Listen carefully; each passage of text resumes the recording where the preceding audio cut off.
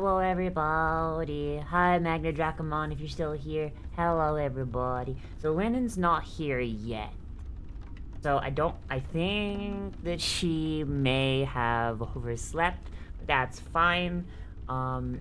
She's been having a time. Hi, Van. Hello. Yeah, so Lennon's gonna hopefully show up at some point.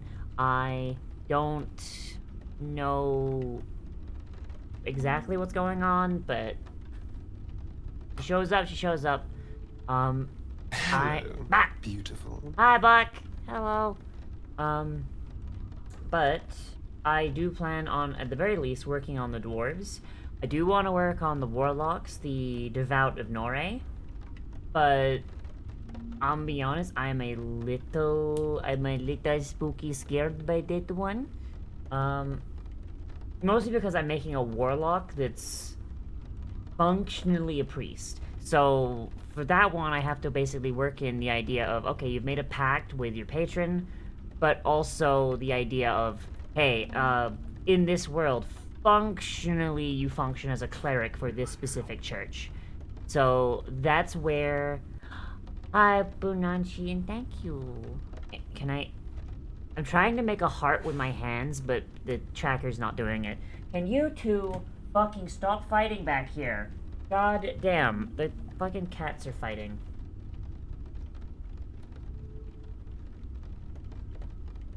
Ah, oh, Jesus.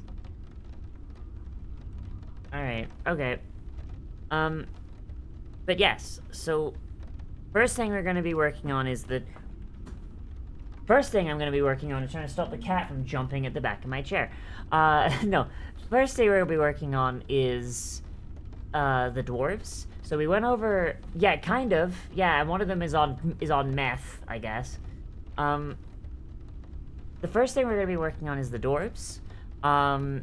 The dwarves are, I think, like one of my favorites. The dragonborn, I think, are like my favorite, but like the dwarves are like my second favorite. But it's like really close. And they don't really work with the stat block that is put forth by, you know, regular D&D. And also, I don't really want to use regular D&D stat blocks as, like, you know, unless, like, it's like, oh, well, there's no reason not, there's not, you know? So, like, for the Nemeans, for example, right? Like, I don't think there's a super good, reason to like have like a different stat block when the Tabaxi stat block and the Leonin stat block both work. I might wind up like if I do get to the full ass world book, right? I'll probably make a proper Nemean stat block, and it'll be like, hey, here's your two sub races, the main Nemeans and the I don't really know what to call them, like the non-main, the sport mode Nemeans. um, like,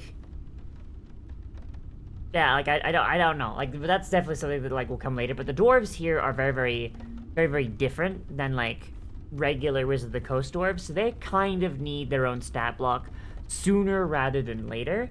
Dragonborn are gonna need their own at some point as well. Mostly because one, they have prehensile tails, and two, fire, like non-magical fire, does not function within 30 feet of them. So, you know, that's a thing. So definitely, I think like I'll probably wind up doing Dragonborn next week. Lennon! Okay, Lennon is here. Lennon is awakened. Hang on, let's get you in here. No, you're fine. You're fine.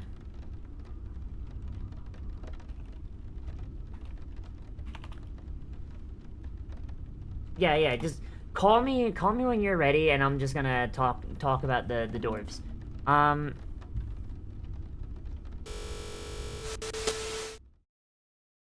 Okay, the dwarves. So I have here like basically the lore of the dwarves. Like, I've got, like, lore of the other races here too, but the dwarves are what we're focusing on right here. So, for those of you that were not here when we wrote this, um, here's the end-all be-all of the dwarves. Long ago, the dwarves of Karos lived deep within the Gethin mountain, in a keep below the earth. The dwarves had a strict caste system, organizing each by their heartstone, but it was the only world they knew. The civilization thrived beneath the earth until the Selenians came. The Selenian magocracy came to the mountain following a conflux of ley lines beneath it, but instead found even grander prize, the hearts of the dwarves. Dwarves are living creatures made of rock and crystal, born of a heartstone that bears their soul, with flesh made of sediment and symbiotic lichen that takes the characteristics of skin. A heartstone can appear as any type of crystal or gemstone, but rubies, emeralds, and topaz are the most common. Dwarves take on layers of sediment as they age, becoming stronger as the crystal network within them spreads through the stone. Unfortunately for the dwarves, their heartstones make for perfect conductors of magical energy. The greatest magic items, potions, and casting foci are all made with a dwarf's heart as its core. The mages discovered this and enslaved the dwarves, destroying their culture and breeding them as mining slaves to be harvested for their hearts. In the old times, dwarves stored their heartstones of the dead in grand mausoleums, the souls guiding those who came looking for guidance through meditative visions. After the mages took over, these mausoleums were ransacked and only the most hidden ones remain, hidden within the mountain or spread through forgotten tunnels that crisscross under the continent. Dwarves will go out of their way to recover a heartstone, risking even their own death to ensure the return of a heart to its family. It was only recently that they've received a more equal standing in the Selenian magocracy, with the ascension of Archmage Tamara Ironskin to the position of High Archmage. Dwarves were long thought to be incapable of magic, but only the relatively recent discovery of more dwarven mages has thrown the magocracy into a strange cultural cold war. While it isn't recognized by the mages, dwarves are capable of geomantic druidism, and many held a position of shaman. I do plan on making a Circle of Shaman subclass for druids eventually. This is my D&D homebrew. I need to clean my glasses. I didn't clean them when I put them on this morning. Give me but a momento. My glasses have a bunch of, like, dust on them.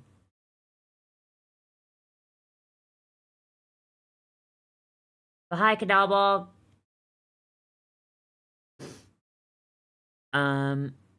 The mages viewed the shamans as mere superstition, but they merely utilized a poorly understood form of sorcerous magic. I could also make it a sorcerer subclass now I think about it. How goes the day? Pretty good. Pretty good. Once the dwarves got their hands on Selenian magic, they took to it like water, many able to use their own heartstones as arcane casting foci. Fuck. Dwarves do not have a concept of gender the same way many species do. A dwarf's sex is completely irrelevant to their gender, and they view it in the same way a human would perceive having an innie or an outie belly button. A dwarf's gender is determined by a type of sediment they're made of, and they can change over time as new sediments are layered on top. Dwarves have many genders as there are types of rock, and even then they have classifications of different quantities in certain areas. When speaking to non-dwarves, they may simply resort to male or female based on what they perceive as close enough to their gender, if they give an answer at all. Referring to a dwarf with they, them is generally considered good practice, until told otherwise by that specific dwarf. To create a new dwarf, the two dwarves will couple, connecting their heart networks and creating a new soul that is carried by one of the dwarves. Dwarves of any gender can couple successfully, which dwarf carries the new soul is practically a coin flip. Once the new soul is ready, the carrying dwarf will expel a new heartstone of the same type of theirs. The couple will then bury the heartstone in a birthing cave, where the stone will take on the sediments that surround it to build a new body. The parents will also visit this cave, burying their favorite stones and minerals near the growing dwarf, telling it their dreams and hopes. Once the growing dwarf has reached the size of a 4-year-old human, it will dig itself out of the ground where its parents are normally waiting for it. And two dwarves marry, then puncture the backs of their hands and press the wounds together while exchanging their vows. Dwarven blood, while a liquid, swiftly crystallizes into a gemstone upon exposure to air. Once punctured and pressed together, the blood crystallizes and fills the wounds, leaving a mixed gemstone embedded in each dwarf's hand. If a dwarf marries a non-dwarf, they also bleed themselves to create a blood gem, a small gemstone formed in the blood that is set on a ring or other piece of jewelry and gifted to their partner. This wound remains on the back of the dwarf's hand, forming a similar wound to that of a dwarven pairing would bear. Right. So that's our dwarves. Sentient, non-binary rocks, who are basically made out of, like, a really cool fucking magic thing.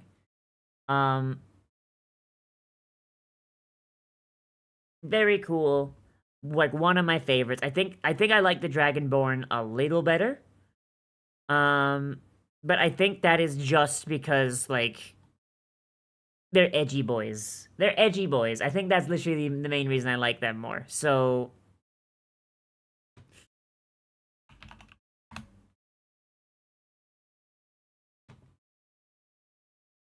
all right. So we have. Let's make a new brew.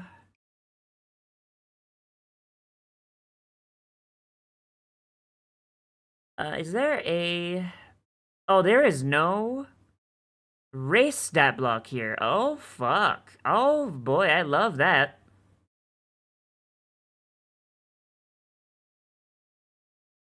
Pick up the phone. Pick up the phone. Hi, Lennon. Hello. Lennon. Oh. Ah. Hello. Hello, Hello. I'm here now. I'm here now. Are you okay? I'm tired. I Yeah, was awake and then same. I wasn't, and now I am. Yeah, same. I'm so Same. sorry. No, you're I'm here now. fine. Gob, gob, gob, gob, gob.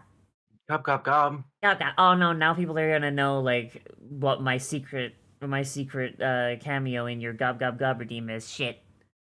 Fuck. Is my old Goblin model even in that overlay? Because I've not seen it. I don't think it is. It Okay. can be if you want it to be. Fuck it, yeah. You know what? Fuck it, yeah, hang on. Uh, Yes. Send you know it to what? me at some point. I'm Yeah, gonna do an update soon anyway. yeah, I'll send it to you later. Alright, so... So first thing I want to do is I want to do the, Ah, my brain turned off. I want to do the dwarves. Sweet. Um, and so I need to fucking figure out how the hell to format, like, a race stat block in Homebrewery. They don't have one? They do not. They've got, like, classes and Just descriptive fake it. stat. Yeah, I gotta fucking, I don't remember what it looks like. I think it's Uh, because they're fucking huge. There's not just a class stat block, yeah, right? It's like a yeah, no, whole... yeah, they're not, like, yeah, they're pretty big, Yeah, but, like, I kind of wish there was a, like a fucking, you know what I mean, right? a blank one to A fill out. blank Yeah. one, yeah, or, um, do I have the player handbook somewhere? If not, I'll have to just use the format that they use in Steinhardt. Oh, no, that might be porn. Let's not put my file explorer on the main screen, shall we? Oh no. Yeah. Look, I don't know where my porn is. I don't know where my porn is. It's this Christ. I mean, no, I know exactly where it is. It's just, you know, sometimes. See, I keep a second cell phone that Ah. only has Reddit installed with a secret account and use that for porn. I'm joking, that's too convoluted. Yeah. Look, I keep a second cell phone, because then, you know, if it's ever found, people will ask questions, and that questions leads to drama. Am I being abused? Am I a drug dealer? Am I a CIA plant? You'll never know. You keep a second cell phone as a season 2 plot point? Yes. Nice. Yes. Yes. Hang on. Do y'all hear this fucking little bastard? All right. All right, little bastard. All right. Tell the people your tell the people. Tell the people your fucking story if you want to. No? I pick him up and he stops meowing Well, that's what he wanted. because you want to be picked up. Want to be picked Mhm. up. Hello, little boy. Hello, little boy. Yeah? Yeah? Are you a little fluffy bastard? Eat him. Why do you smell like poop? Go down. Ugh, You're a doll. Eat the kitty. no. Those eat rodents. There's a Uh difference. yeah. Okay, so I don't What are we have doing? hang on. I'm just trying to find like a PDF of the PHP, but apparently I don't have it. Probably because I actually own a physical copy of the PHP. So what I'm gonna do, I'm gonna just pull up Steinhardt's Guide to the Eldritch Hunt Hmm. and Rip off their formatting. literally just rip their formatting because I'm pretty sure it's fairly similar to actual. All right, Yeah. so let's go.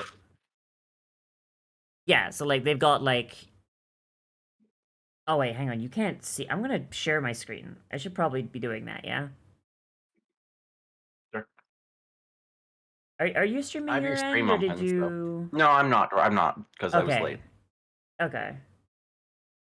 I don't mind. Okay, there. All right. So here's like their one of their like from scratch races, the deep dwarves. So you've got like their lore, you know, like blah blah blah blah blah. And then like, you know, like fucking like stuff that's not really statistical bonuses, but is and then you got their traits, ability score increase, age, size, speed, otherworldly resilience, illusory body. Okay, so it looks like it's mostly just like bold and then whatever the fuck. Yeah. All right. What do regular dwarves have?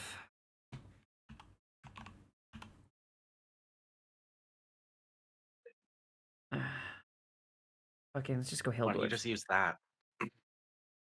Why don't you just use this formatting? Because I want to turn this into a book eventually. Oh, I see.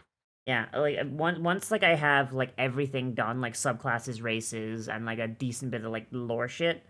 I want to like just release a full PDF that's just everything. Hmm. Yeah, and just like have that on my Patreon or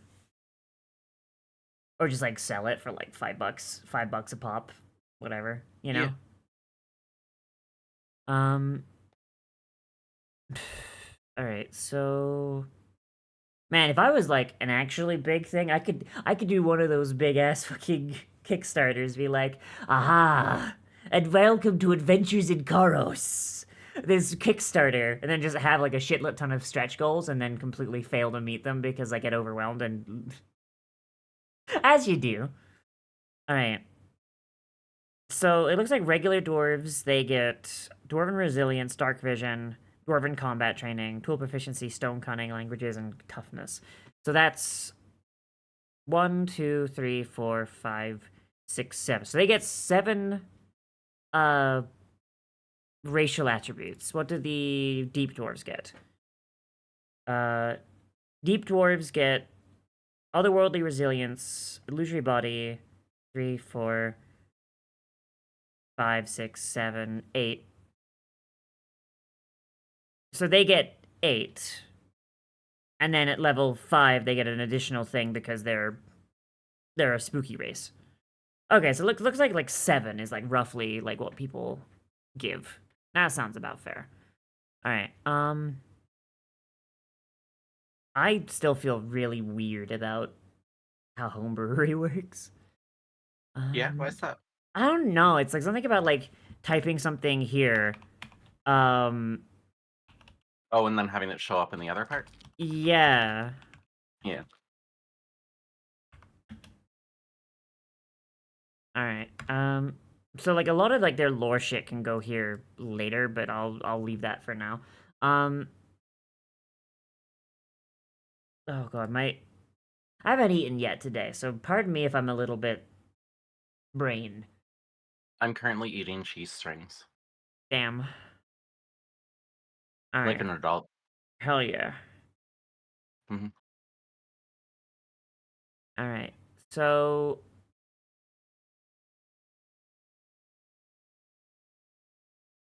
I'm just gonna put like I'm just gonna put placeholder lore here, and then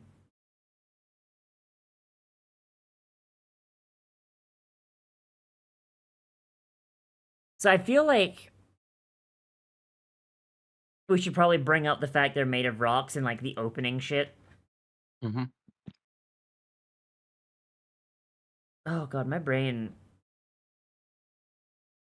Yeah, I picked What the do you need? wrong. I picked the wrong day to like. I picked the wrong stream to not eat anything beforehand. Do you need to go grab a snack? No, I'll be fine. I just need to like turn my brain on. Hmm. All right. I hear having a snack can help with that. Yeah. Yeah.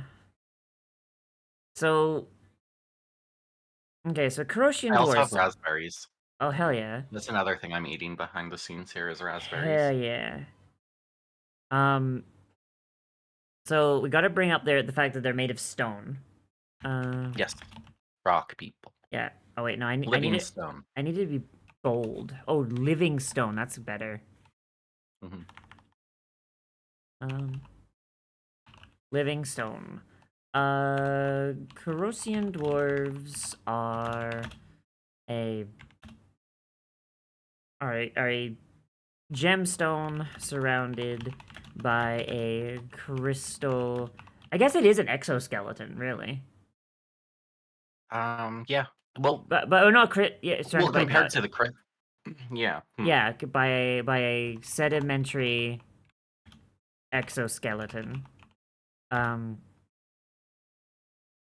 while like so, I imagine like if you touch like the skin, like the lichen. Like it's soft, it feels like skin, but if you like squeeze hard enough, it's like actually just squeezing a stone, you Hmm. know? Um while their skin like lichen um lichen layer is soft to the touch, uh merely inches below is a hard stone interior. I mean, it's not really an exoskeleton if it. I mean, if the lichen is only about as thick as like regular skin,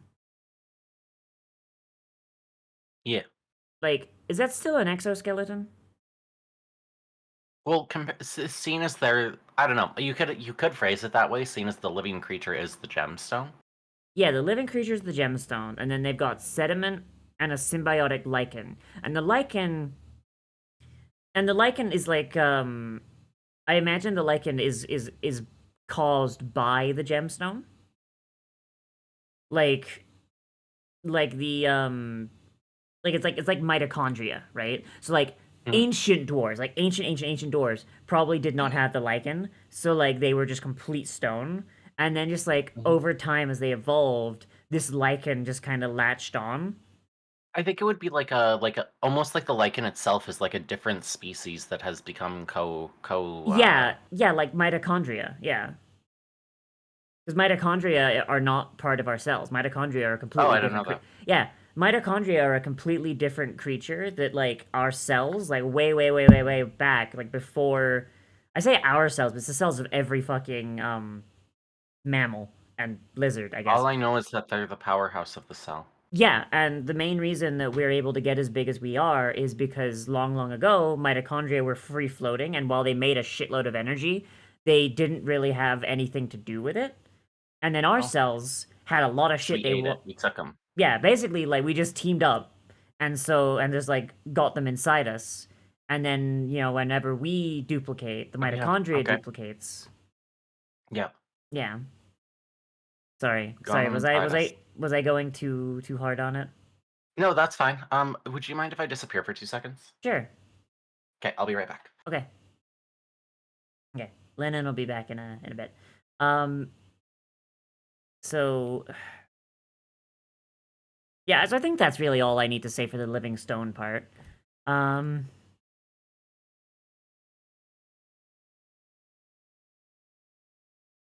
so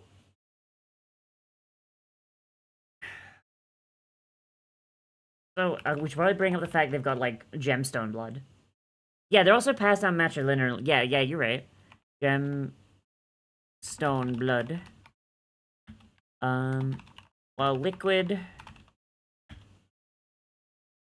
while liquid within the dwarf, um, a dwarf's blood quickly crystallizes into the same gemstone as their heartstone upon exposure to air. So, like, dwarves don't bleed very easily. Exposure to air.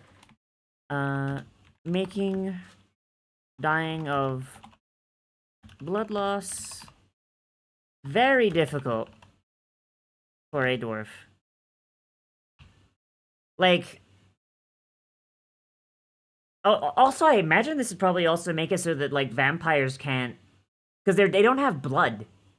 They don't really have blood, it's just liquid gemstone. In addition, this makes their blood intolerable to blood-drinking creatures.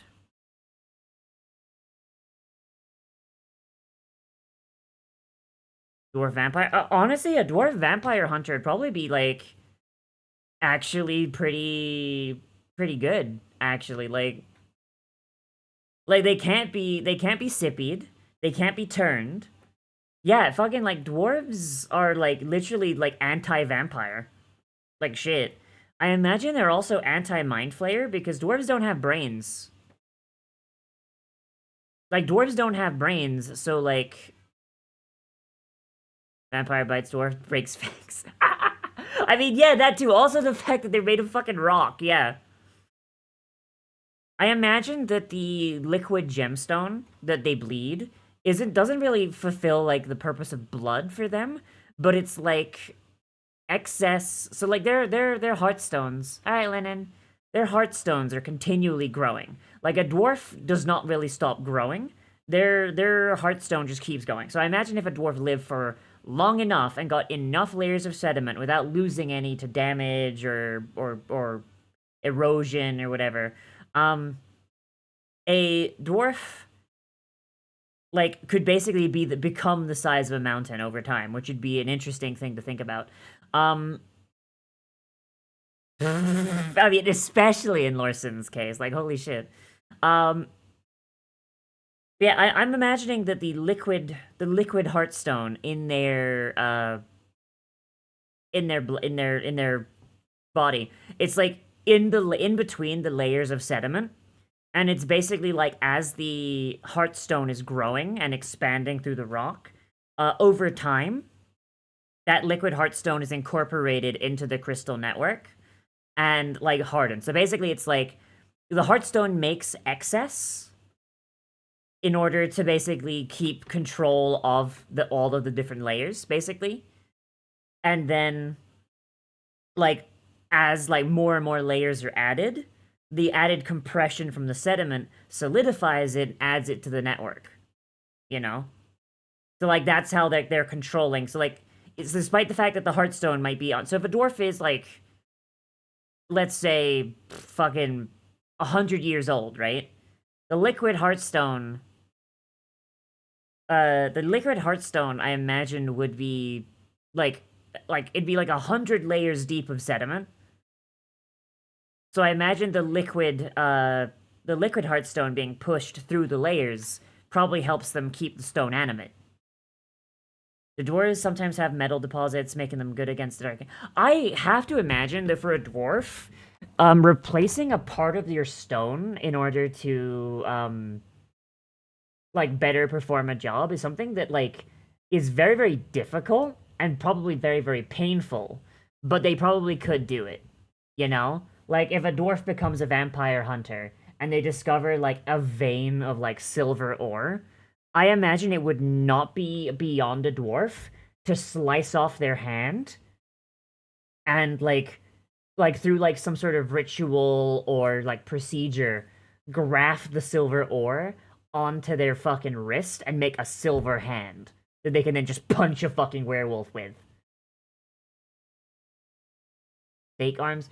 Dwarves can only be made of fossilized wood, so I don't know if you could actually have a dwarf with a stake arm. Because I think fossilized wood doesn't count. I mean, it's still a stake. If you fucking stab them to death, it'll still work, but I'm pretty sure vampires, for, like, the insta-kill, need a wooden stake. Fossilized wooden druid dwarfs. Unironically, I think that that is a thing that honestly. So I'm honestly thinking of like I'm gonna say season two of like Hiroshian subclasses, and one of Hmm. my ideas is a dwarf shaman, and I can't decide whether I want to make it whether I want to make it a sorcerer subclass or if I want to make it a druid subclass, and I think the druid subclass I would call it the circle of Circle of fossils. stone druids. That sounds great. Yeah, Circle of like fossils. the That's pretty cool. circle of fossils. Yeah, and so like all Yeah. of their wild shapes are like fossils. Dinosaurs. Yeah, like basically like your wild shape, you gain like a new type of wild shape. It's like you can wild shape into any animal, if you when you do it instead of being a beast, it's a construct. And Hmm. it's made out of fossilized bone, and I don't really know That's like cool. what else you would add to that without making it overpowered. It's like that's really just like the idea I've got right now. Alternatively, it would be like it'd just be a sorcerer with like some sort of fossil or stone interaction, but I feel like that's a lot less interesting. Yeah. Yeah. The No, that's circle pretty of cool. the circle of fossil. God, that's actually really cool. Actually, like I like that a lot. Actually, yeah. Circle of fossils, circle of stone. Because I feel like circle of stone is something that's been done, even if it's not been done by wizards. I feel like that's gonna be like a fuck like Matt Mercer's gonna come out like fucking next critical role thing, be like, aha, the circle of like fucking I still can't do a fucking moon cleric because fucking he put out fucking moon he put out a sailor paladin as well. But I got Oath of the Sea Dog out first, so fuck you, Mercer. Maybe they need to collect a sample or whatever they're gonna change into. Maybe, but I mean, let's be honest. Technically, that's how wild shape's supposed to work too. But no one ever follows that. Do you know Yeah. that, Lennon? Yeah. Yeah, you're supposed to have seen the animal you turn into. Yeah, like when you first get wild shape, you sit down with the DM and you decide on, I think it's 4 animals that you've seen. Hmm. And then like anytime you see an animal, you can then say to the DM, "Hey, hand me that stat block." That's how it's supposed to work, but no one does that because it's less fun. And also, Yeah. druids are a little underpowered. So I think honestly for dwarves, them being able to like just turn into like a fossilized T Rex, if so long as they have the fucking CR for it, like that's Hmm. fine. I Oh mean, and shit. then moon druid is nonsense. Yeah, moon druid is absolute nonsense. Oh shit, Lennon. What if they can? Oh shit. What if when they turn into a fossilized creature? I know I'm getting lost in the weeds again, but like because it's a construct, they get resistance to all damage except bludgeoning, Hmm. and they take like and they get like take double damage from like shit like shatter. That might be too powerful for a player character for their Y- wild shape. Yeah. Because then they get the benefits of wild shape plus that, and that sounds dangerous. Yeah, I'd have to look at exactly what the benefits of wild shape are. I usually play I a mean, caster. you already have an extra layer of health is a huge thing. Hmm. Yeah, I've only ever played caster druid, so I'd have to look into how wild shape druids work. And Mm. yeah, it's why Circle of Growth I was able to knock that out in a weekend because it's like, oh well, what would I want as a caster druid? A bunch of support shit and good berries to actually be useful. All right, there's the class, and it's like one of my favorites.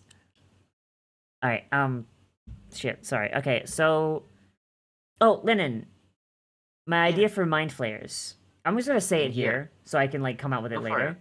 So my original idea for mind flayers was like, well, fuck, what if I just use Wizards of the Coast mind flayers because I want mind flayers in my game because I like mind flayers and I can't think of a way to remix them. I think I might retcon it a little bit. And Hmm. my idea is mind flayers are a race of sentient octopus. Sounds about right. No, I mean they are actually octopus. And what they do is when they turn someone into a mind flayer, they actually jump onto the person's head and completely engulf their skull with like cuz like they're hollow. They're completely Oh, I see. hollow. They're just an octopus. Yes. And they latch onto them and they ride the host body around with the So added you could thing of unmind flare somebody if you take the octopus off its head. no, it kills them. Theoretically. It Oh, it kills them. kills them? If it Oh, unless it's it's a. done really Mm. really quickly. within like a week, right? And the fun part is so the mind flayer still eats brains and still like does stuff like that, right?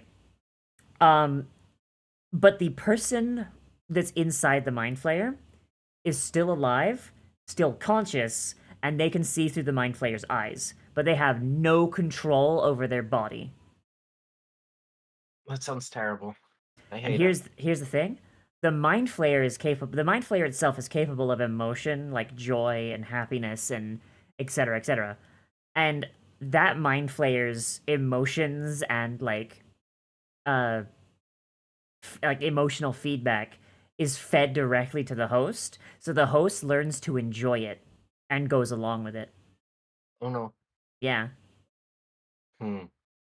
mind flayers are head traps. That is one idea I had.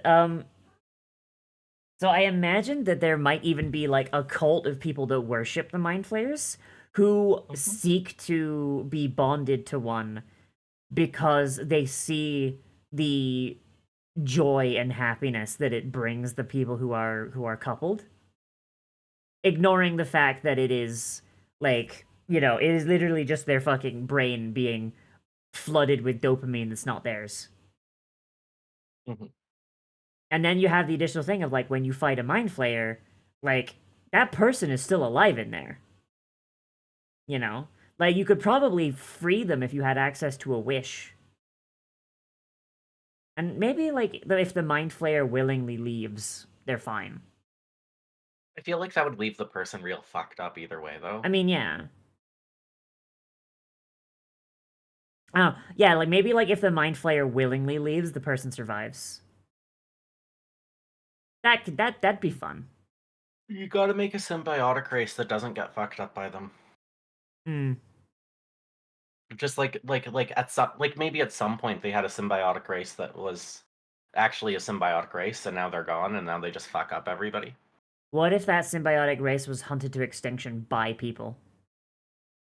because mind flayers were seen as evil and they didn't know the difference until it was too late. They didn't know that it was a symbiotic thing, and the creature Yeah. that they latched onto was unintelligent, so they hunted them for food. Ooh. And I imagine like the I'm mind, imagining like some type of like low intelligence fish person. yeah, like a fucking like a Kuatoa or something. Yeah. Yeah, I imagine as well that the mind flayers do actually care for their hosts though, like as like a leftover of Probably. that. So In like the way that like a person cares about their pets or like. yeah. So like the mind flayer will like make sure that the body is like well taken care of. They'll go on exercise. They'll do etc. Um, I imagine that like mind flayers that leave the colony and live above ground, right? Like above the sea. I imagine they probably also like supplement their diets with like actual people food as well, so that person gets to enjoy like the food that they enjoy. Because I imagine the mind flayer would have like a direct connection to their brain, so they would see like their memories and maybe even their thoughts and stuff. Mhm. So it's like, oh, this body really liked hamburgers. All right, I'm gonna go eat a hamburger. Like, I wonder if yup. it works like not so much just like this body liked it, but like there is a two-way street a little bit Mm. where like some of the impulses of the person who is affecting the mind flare I mean even if they that. don't realize it. I mean that person is still alive and they're still capable of thoughts and such. Hmm. So maybe for like mind flayers that are like above the ocean and away from the colony, where like you've got the elder octopus, you know. Um maybe like once you're far enough away from this psychically dominating elder octopus, like there's a lot more room for communication between host and maybe like it actually becomes more symbiotic at that point, you know? Hmm. Like cuz that like the guy who's doing stuff for the IRS in Powder Keg. Maybe like his body used to be an accountant and like they Hmm. met up, they got away from the colony and went like and the mind flayer is just like, "Oh shit. Number shit. That sounds fun as fuck. All right, let's do that." Like the host can't like talk or anything, but they can still like think at the mind flayer, and the Hmm. mind flayer can hear that. So like Yeah. they're kind of like two brains kind of like working together, and maybe that's Hmm. why they're so smart. Yeah, like I really like that as an idea, like more so than just using like stinky wizards like mind flayers, because wizards mind flayers are kind of boring, honestly. Like when you get out away from like the eldritch horror part of them, Hmm. and these ones are like they can either be like, oh, those are just two buddies, or it's oh fuck, that's a head crab. You know what I mean? Hmm. Yeah. I don't know. What Yeah, do you it's what? pretty good. Yeah, I think I might retcon mind flayers to be that in my setting. I mean, effectively, it doesn't change much other than things we don't know. Yeah, like yeah, from like an in-universe perspective, all you know is mind flayers are weird octopus things that like eat brains. That's all you know, really. Hmm. Like in character. And like I still like the idea of like there's just this one giant fucking giga octopus at the bottom of the ocean that like Hmm. has like a small psychic, maybe the elder octopus, maybe it has like a psychic field that like puts the brains of all of the hosts into like a deep sleep while they're within range, and that's why the mind Oh, flayers, yeah. yeah, so and that's why the Yeah, and mind that's where you get more flayers, friendly ones because then the human, not human, the human, I guess humanoid brains yeah, start activating yeah, if they get far enough away from yeah, the colony. yeah, so Hmm. like even in the colony, like they do go out of their way to protect their bodies because like they, they do care for them like they do pets, but like all they really get from them in return is like dreams and subconscious like kicking. So for them, as far as they're like aware, it's like, oh, it's basically like a dog. It does. There's no higher thought here. But then once they get away from the colony and the host wakes up, they're like, oh shit, you're like a person. Fuck. You're making me imagine some type of like horrible creature that's larger than its standard prey for the Mm. mind flayer, Mm-hmm. and just having like multiple octopuses like sucking on the head of some horrible creature, making some abomination. Oh, like a fucking. There's like a Etten or something. There's just like two. Yeah. Yeah. Well, not necessarily that, just like some, and even just like anything that's too big. Hmm. Just Like taking multiple like octopuses, like encasing its whole brain thing. God, yeah, that'd be fun. What Just a if blob of octopuses on like the head of this fucked up body. what if the Hmm. octopi only become sentient like when they're coupled with something? And that's why when the octopi like get away from the colony and their host wakes up, they don't immediately just leave because they feel bad, because it's like that's ego death for them. That's death. And like the host doesn't want to kill them most of the time, I imagine. So like it just so at that point it's just like, okay, well, if I leave, I die. And like you're conscious and we can still do things, and like Hmm. any joy I feel, you feel, and vice versa. Like maybe like the major, maybe like you get the occasional person who's like, look, I need you to leave, and the mind flayer is like willing to, and then willing to sacrifice itself. But then sometimes you just get a mind flayer who's like, no, I'm not leaving, fuck you, and they physically shut the brain down. Mm. So like you've got like the occasional evil surface guy, Yeah. and but like for the most part, the majority of surface mind flayers are just like, no, they're just chilling, they're just buds. Yeah. Yeah, I mean, I feel like you could make it like a little more dire, whereas like at the point by the time they like separate from the colony, maybe it's a little too late for some of them to separate. maybe, yeah. Like I feel like there should be some detriment to the host if the mind flayer just fucks off. Whether Yeah, that's like some effect to their sanity after the fact or whatever, maybe but it I don't know. maybe it afflicts them with DID. Like like the because they're used to having two consciousnesses rattling around their brains. Because like remember how I said the octopus isn't sentient until it gets onto the creature? Hmm. Maybe the octopus's sentience is within the brain of the host. Because I they're just veto that one with no explanation. okay, sure. My Should- I just wanted to explain my idea. No, It's like I get where you're yeah, going. I'm just Yeah, like I was gonna say I rewires the brain for like having two consciousnesses and then like one consciousness is gone, so there's just space to fill. But I yeah. understand why that would be a problem. It's just when you reflect it to like real life stuff, it could come across problematic. Yeah, I mean, I wouldn't call it DID. I Yeah. just needed a shorthand. I'm sorry. No, that's cool. Yeah, but like, longer the bond goes, the more they are physically dependent on one another. Maybe. I mean, the octopus is physically dependent on the person from jump. Mhm. Like, without the person to like, I was thinking more like almost like an addiction level thing. Like they're being fed brain chemicals they don't normally get from a species they aren't themselves. Like maybe there's like an addiction element to it.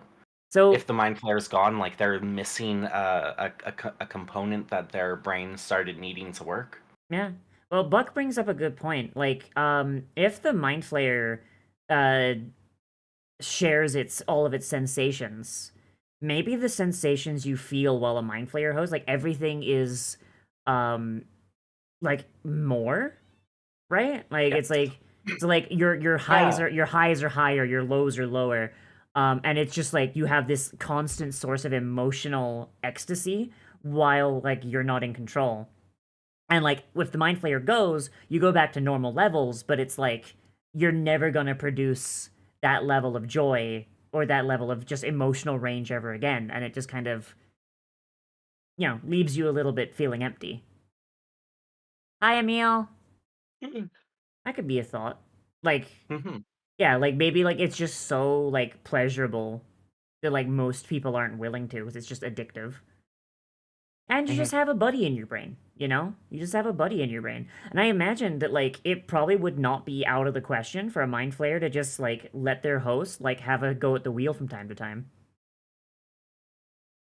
Like it'd probably be difficult and it probably wouldn't be so much them taking the wheel as like the host thinks like the actions they want to do and the mind flayer just does them. Mhm. Like, because that's basically how regular brains work anyway. Your brain thinks, I would like to move my hand, and then your hand moves. So, like, I imagine at that point, it's just the mind flayer taking those impulses from the host brain and then just Mhm. doing them. Yep. Yeah, That yeah, makes sense. yeah. Like, probably something that like would need to be sorted on an individual basis, but yeah, I'm liking this. I think I'm gonna make that stat block at some point too. But like, that's really only gonna be when You need like a side thing to start jotting down notes while you're jotting down that's notes. what the VOD's for. Ah, I see. Verbal notes. Yeah. Um, Yeah, I honestly, if you guys go to the fucking IRS building, I'm gonna be upset if I don't have the fucking thing first. Shit, I have to see what you guys want to do tonight because Zeno's not around. Yeah, I'm a little concerned about that, but Yeah, what about mind flayer? Imagine most emotions come from their connection to the hive mind. Emil, you missed it, but like when a mind flayer, when this type of mind flayer is connected to their hive mind, there's a psychic suppression field given off by the elder octopus that basically forces all non mind flayer consciousness into sleep time. Nap nap. It's only free mind flayers that have a proper dialogue with their host. Yeah, I didn't probably even remove the space aspect of it. No, they're just native creatures that just live in the ocean. Mhm. Yeah. All right. We should probably get back to the dwarves, huh? Live, hon. Yeah. I'm very sorry. I'm burnt out. Would you mind if I step away for the rest of the stream? Yeah. No. No. No. No. No. Go. I don't know what's up. I'm fucking tired. I know I just woke up, but I'm still burnt out. Yeah. No. You're fine. Get what you need. I'll just be here working on the dwarves. Okay, I'm gonna go lay down somewhere. I'll probably still be lurking in here though. Okay. Take care of Okay? yourself. Okay. Okay. All right. Okay. All right. Go lay down or go do what you need. Um, yeah. Yeah. Okay, I'll see you later. See you later. Bye. Oh, poor Lennon. Poor Lennon.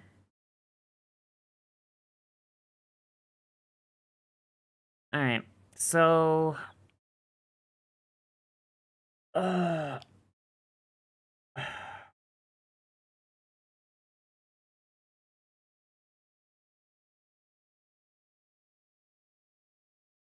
Okay. Like this. Like I've never written a race stat block before, so I'm a little bit out of my depth on this one. So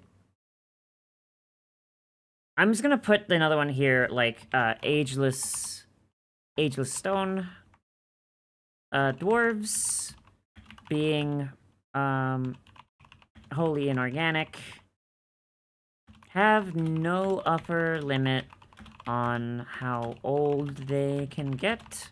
They simply add more layers of sediment for each year they are alive. I'll just put that there, and then like I'll leave that as like the hey, here's like the cliff notes of like this race, and then we'll get like the actual stuff. It's not fast in saying it, but you have a good rate target available later. That is true. All right, that if that's true, give me who it be. Give me who it be.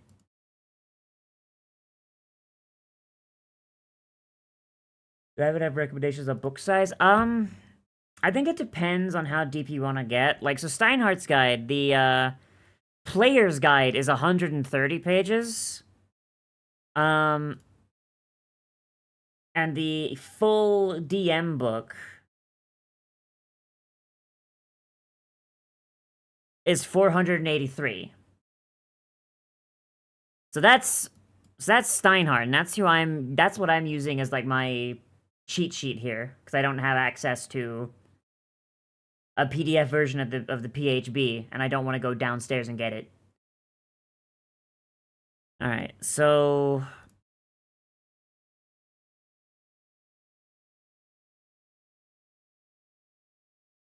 can I just go boop boop? No, hang on. Hang on, I think I fucked this up. There we go. That's better. And then 3 Corrosian dwarf traits. I don't know if I want to call them Corrosian dwarves or if I like want to give them like a proper name. You know? Like gemstone dwarves. You know? You mean like width and height? No fucking clue. I would say just copy the width and height of the actual fucking D&D books. That seems to be what most people do.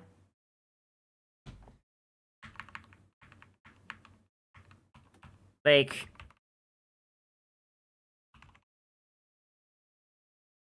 what if I just call them like the Heartstone dwarves?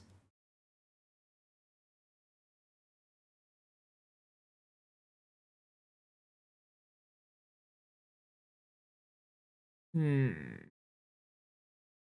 Like this is the hard part. This is the fun and hard part.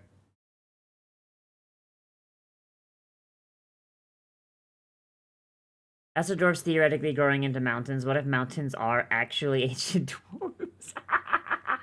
I imagine there might actually just be. You know what? I'm imagining that there might even just be like at least a couple of mountains, because Koros has like quite a few mountains on it. Koros has quite a few mountains on it, and a lot of them are artificial, made during the time of made during the war.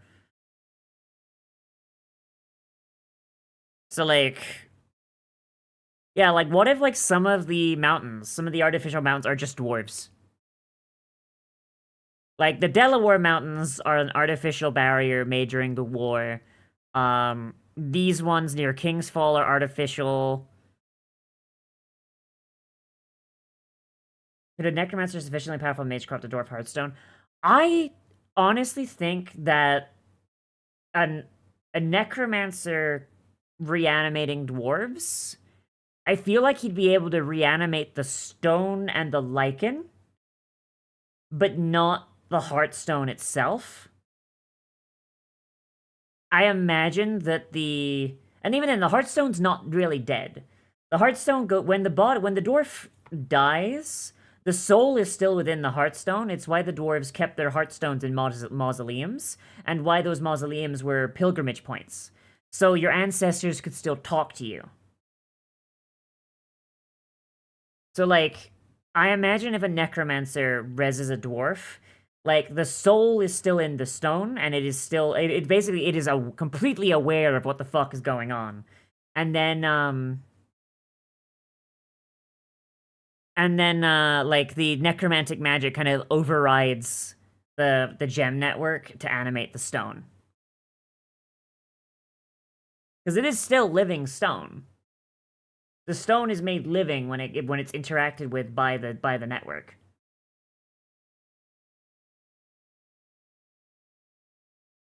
Like honestly, this mountain over here, like these ones over here, I don't really have any lore on. These could be dwarves. These could just be ancient fucking dwarves that are just taking a nap.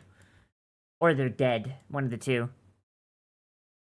Yeah, I imagine that like any weirdly shaped mountain could potentially be a dwarf. Like, it'd be interesting to think about that the Selenian mountains over here, which were called the Gethin Mountains. It'd be interesting to think of these as like an ancient, like, because this is where the dwarves originated from.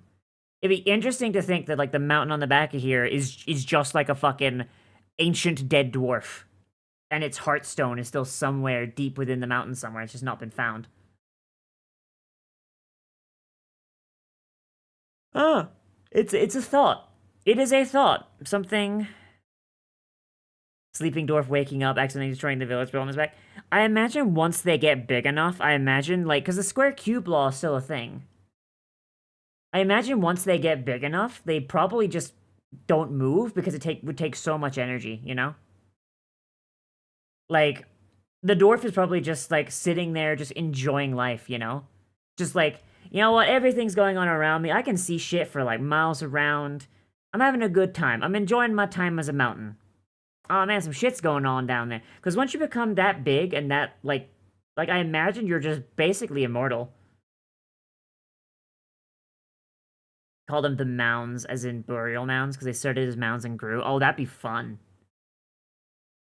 Yeah, I don't know. It's a thought to think of, but it's something that I don't really want to like nail down in stone because it's something I might want to work with later. The dwarfs gain sediment on their body, maybe a +1 bonus to AC. That's something I was thinking. Yeah. So like hill dwarves, they get resilience, combat training, tool proficiency. Um, so I should really get like the ability score increases. So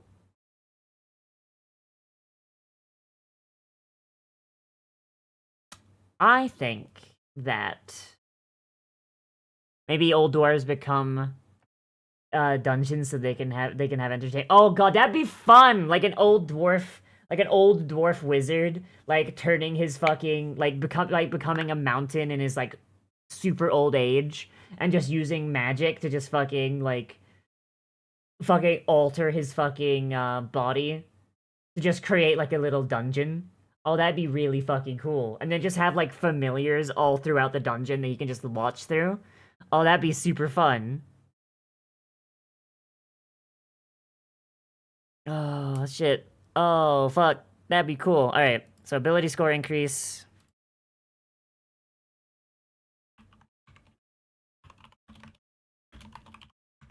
So these doors are made of stone. So, like, a +2 con would be, like, the easiest thing to do. And also, it's, like, what dwarves get by default.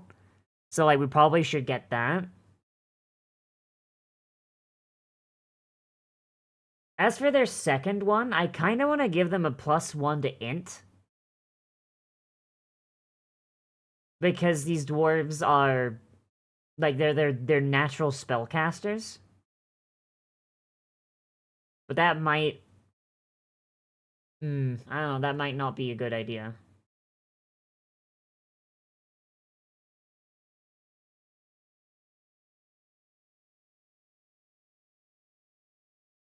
If you want to get a sub race going, you'll probably rank a dwarf based on age. Young dwarves are livelier, older ones have a sediment AC bonus but are slower. Jesus Christ. Um oh. What if I give them what if I give them innate casting? Ooh. Ooh. Ooh, ooh, ooh, ooh, ooh. Okay. So what if I give them innate casting and I give them like so at level 1 they get cantrips, right? They get cantrips of their choice and they get to pick what their spell casting modifier is, right? Um and then like at a higher level they get access like they get like once a day access to certain spells. So like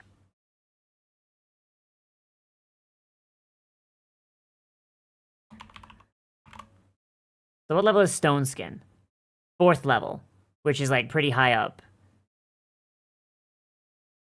So like they could get Stone Skin, like basically like they get like spells that like make them tougher.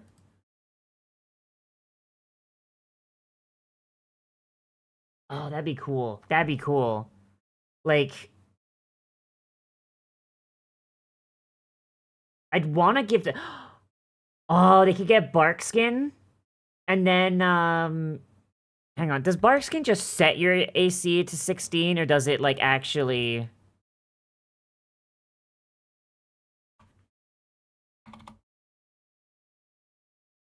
Can it be less than 16? Oh shit.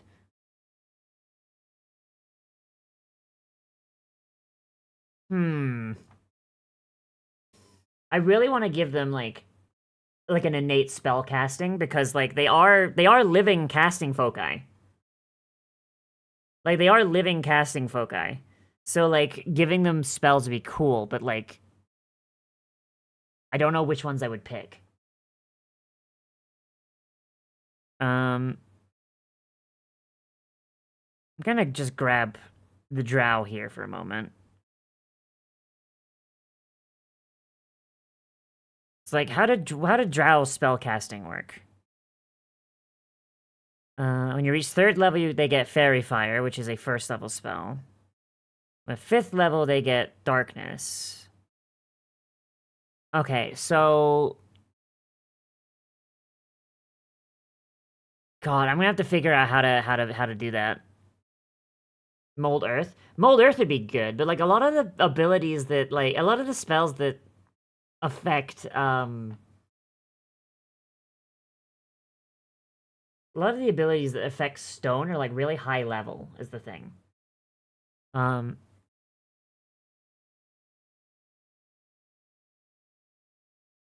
uh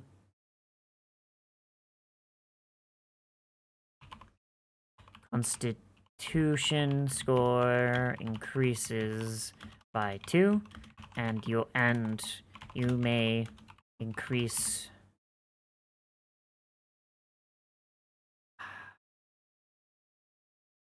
either increase your casting stat attribute by 1, right? Casting attribute by 1 and then immediately is that good wording? I don't know if that's good wording. It'll do for now. Earth Ganassi get up. You know what? I should probably go for the fucking. I keep forgetting the Ganassi are a thing. I'm dumb. Okay.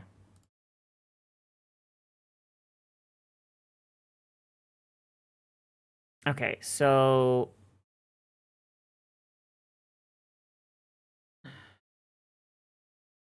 okay, so they get Blade Ward as a cantrip.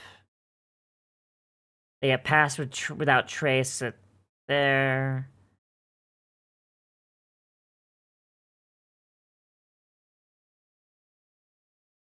Okay.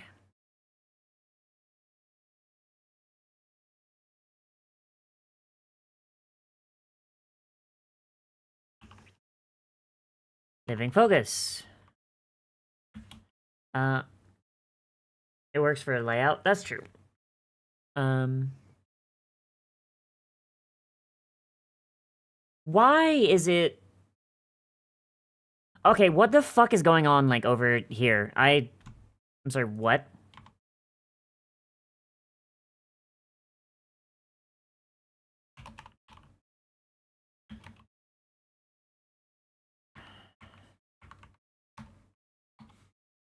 Why is whatever? Fucking homebrewery. God damn it. Homebrewery stinky. Your Hearthstone... Hang on. Hearthstone capital. Hearthstone is the perfect... is a perfect natural casting focus. While you are alive... while you're alive. So, I guess, like, to stop... Actually, no, not even while you're alive, because fucking someone could just, like, take it out of your fucking chest by killing you. Casting focus. You may cast spells using your own heart as a casting focus. Your heart cannot be consumed. I really like the idea of, like, the revivify thing that we came up with before, though, so I think I might put that, actually, in at some point. Casting focus. If you cast a spell that requires a gemstone, and the gemstone is destroyed as part of the spell, you are killed. You are killed. You ignore material components at a gold cost. Well, like, I also specifically want to make it a thing so it's like they know that, like, I want the player that picks these dwarves to know that even that other people could use their heart if they were to die. You know what I mean? Because, like, that's like a big thing about the dwarves and why they've been, like, basically enslaved is that their hearts, like, literally you could rip their fucking heart out, put it on a staff, and use it as a casting focus. You know what I mean?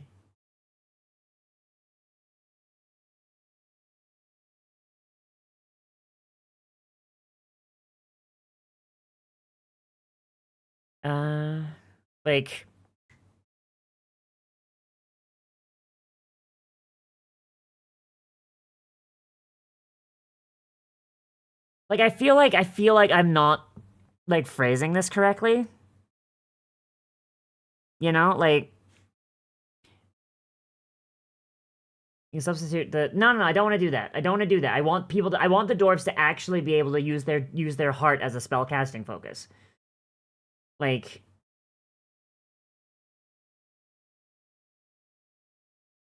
imagine the party gets hunted down by a lich because he wants to be reborn and can use Larson's heart for the spell. Yeah, that'd be fun. Like, I imagine that a dwarf's heartstone could be used for a spell.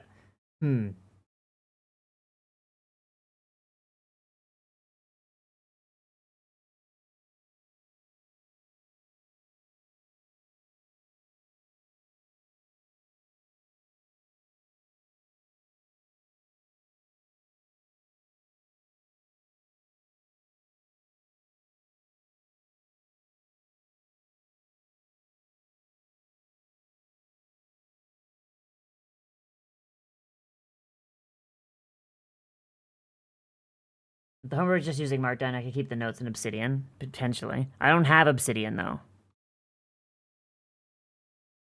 Hang on.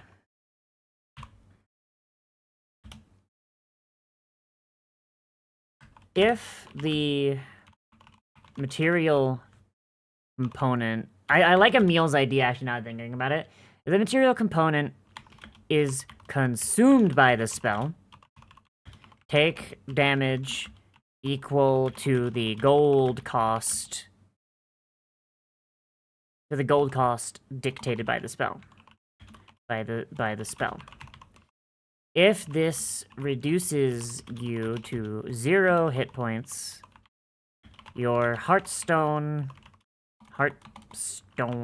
is consumed, and you are dead. So basically, like, Revivify, right? Revivify requires a gemstone with a pretty heavy, like, cost. It requires a diamond, right? Like a Revivify. Like, it requires a 300 GP diamond, right? So, a a Hearthstone dwarf could do this. They could cast this using their Hearthstone in a pinch. But unless they have some way to eat 300 damage, nah. Fuck you. You're dead.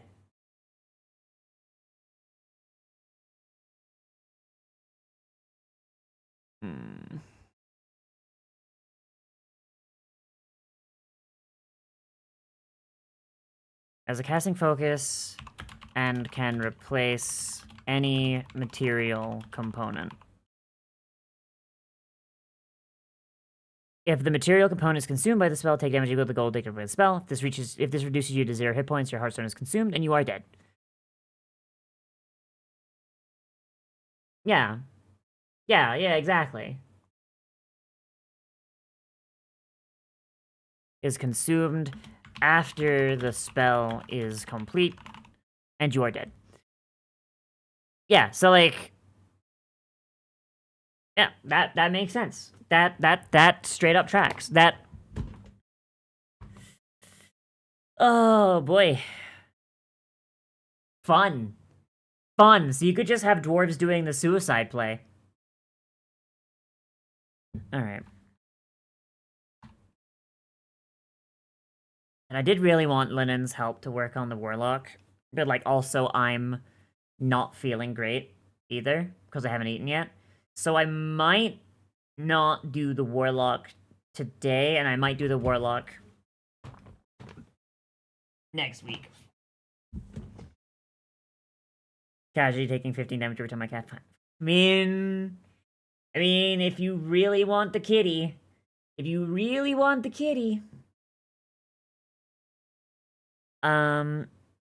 okay, so I probably should have like focused on like age and size and such. I'm gonna hang on. Yeah, we'll just slot these in ahead of here. Sorry, I'm trying to follow the formatting of like actual like proper like racial stat blocks, so that like when I do eventually like make a book based on my setting, like I don't have to change super much. So I am using Steinhardt's as kind of like a style guide, which is how it be. Okay, age. 5e listed as a formatting guide. I could not find it, and I don't have my PDF copy of the PHB with me, and I really don't want to go downstairs and get the physical copy, because then you guys can't see it. So it's like, bah. Age. Rosian dwarves. I should say Hearthstone dwarves. Hearthstone dwarves are considered adults by the age of 18, and have no upper limit on age, simply gaining more layers of sediment as they grow older. Is that...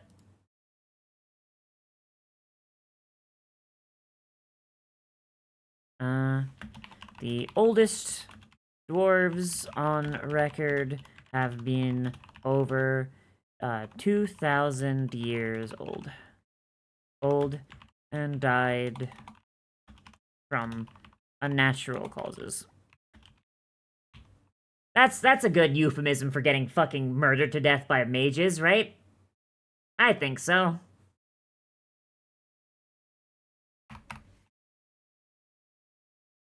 Size. Hearthstone dwarves, on average, are around 4 to 5 feet tall, but older dwarves who haven't shaved down their sediment through erosion. Why can't I spell? Fuck! May reach over 6 feet in height.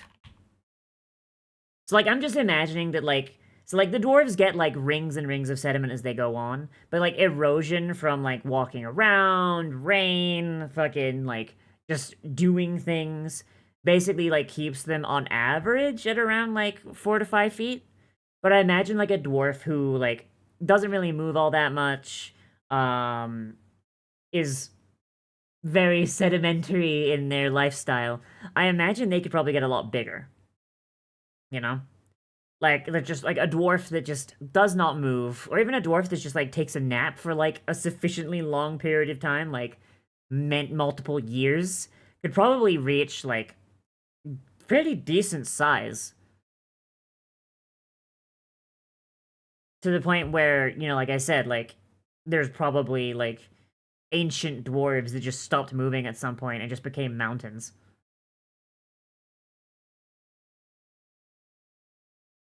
All right, we got age and size. What generally comes next? Speed.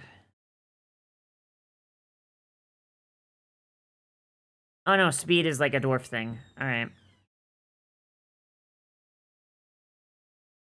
Oh wait, no, speed is here. All right, speed. Your base walk speed is 25 feet. Swimming speed is 25 feet.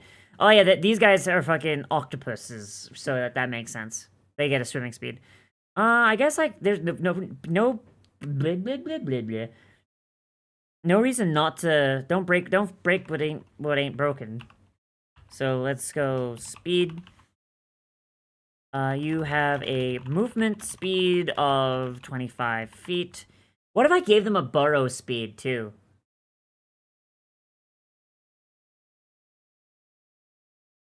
What if I gave them a burrow speed? That'd be fun. Oh, hang on. Hang on, I think...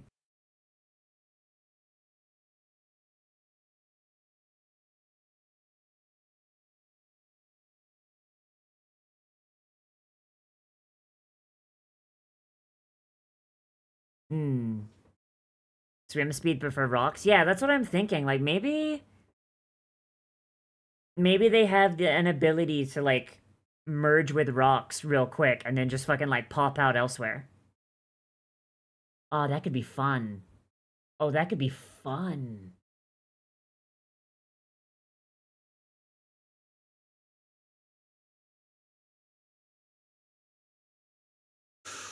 Ooh, You have a movement speed of 25 feet and a burrow speed of 25 feet. Like, burrow speed is like,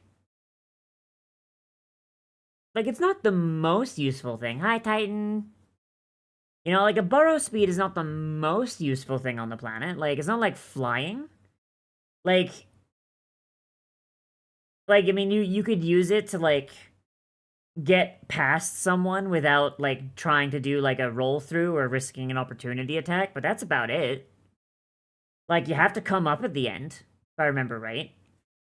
How exactly does burrow work in the rule set? Uh, Burrowing, 5e.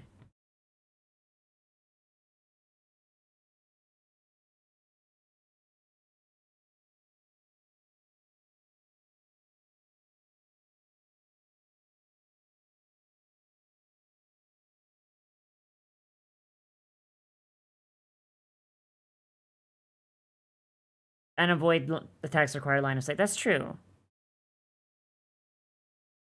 Hmm.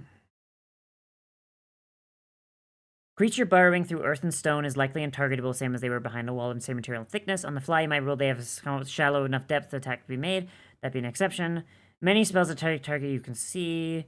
Um.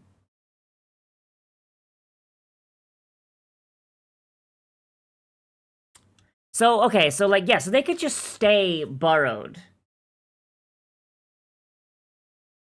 But they gotta come out to attack. Look at moles in the beast world. Uh. I have beast world still, right? I should do.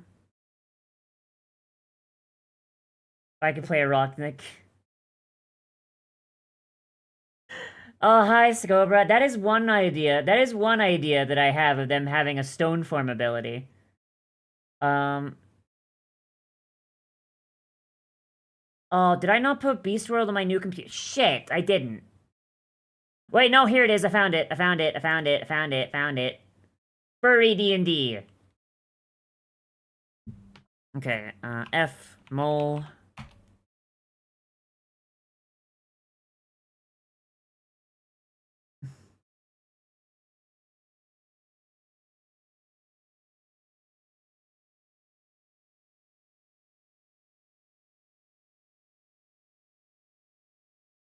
Mole. Mole, mole, mole.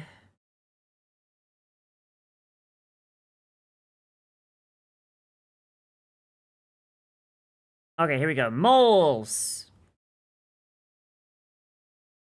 Fucking look at this fucking sloth man here.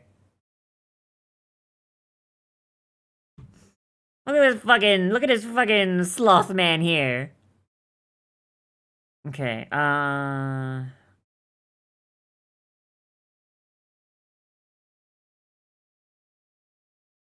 when you have free use of both hands, you have a burrowing speed of 10 feet. Big. I should probably specify that you need to have your arms free. Yeah, I should probably, yeah, furry D&D is very good. I very much like this setting. Um, I'm gonna be honest, I am considering in the future, like, when people play in my setting, just be like, hey, you can use shit from this book. Or just, like, play, or whenever I'm playing just in general, whenever I'm DMing in general, just be like, hey, you can use creatures, you can use, characters that, like, use this book, because they've got, like, a really good, they got really good classes and stuff, too. Some of the classes are a little setting reliant, but you could probably get around that with, like, some DM shenaniganry. But yeah, this book, very good. I really like these these races here. It's a damn shame that, unless I am playing in a game run by a furry, I will never get to use any of this. Ever, ever, ever. Classes are kind of bonkers, actually. They're not... Okay, so based on the ones that I read, which, I'm gonna be honest, are mostly the ones that I was interested in playing, so... Like, they're not that bad. The Warlock isn't... The Warlock is fine. The Warlock you can probably rework, and just rework the, inverted pilgrimage into something else. Like, it wouldn't be that hard. Wouldn't be that hard. You could do it. Get around inconsistency. I mean, when I do... When I DM... Reading over the bard gave you a headache? Good, that's what bards are supposed to do. When I DM, my general rule of thumb is, okay, it's a fantasy world, I'm in charge, it's either a world I made myself, or it is a world that someone else made that I am running a story in. I am in charge of what happens. So if someone wants to play a fucking sloth, then okay, there's a race of sentient sloths somewhere in the jungle, and you're from that tribe. There you go. Like, fucking, I was running a Pathfinder campaign, and somebody wanted to play a Haruzi. Bad girl. Hi, Mystic. Right? Like, someone wanted to play a Haruzi. Haruzi do not exist in fucking Pathfinder 2nd. So I fucking made it up. I made it up. I was like, all right, cool. We'll use this race as a baseline. We'll change these things and these things. There you go. Now you're a Haduzi. Fuck it. There's like the Haduzi fucking crash landed on this planet, and here they are. Like it's make believe. You can do whatever you want. You know. Like in my Tuesday game that I play in person, Sai is playing a living galaxy. Like,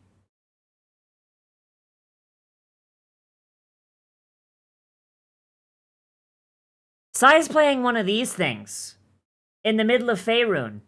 It's like Faerun, like in like a near future kind of setting, but it's still fucking Faerun.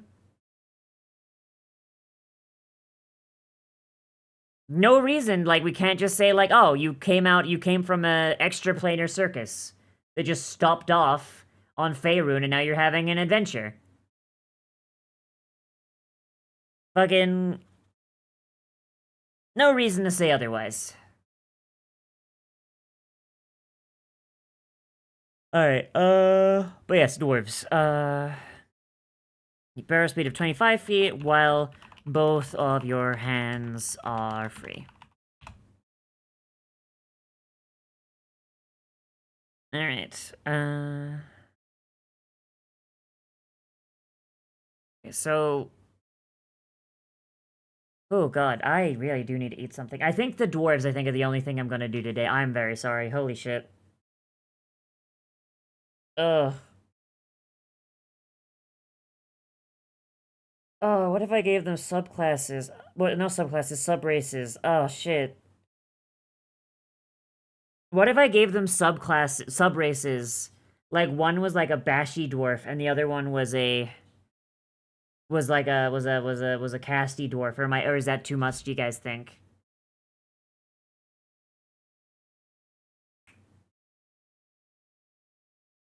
Hmm. No, I think it's fine with just the one. Uh...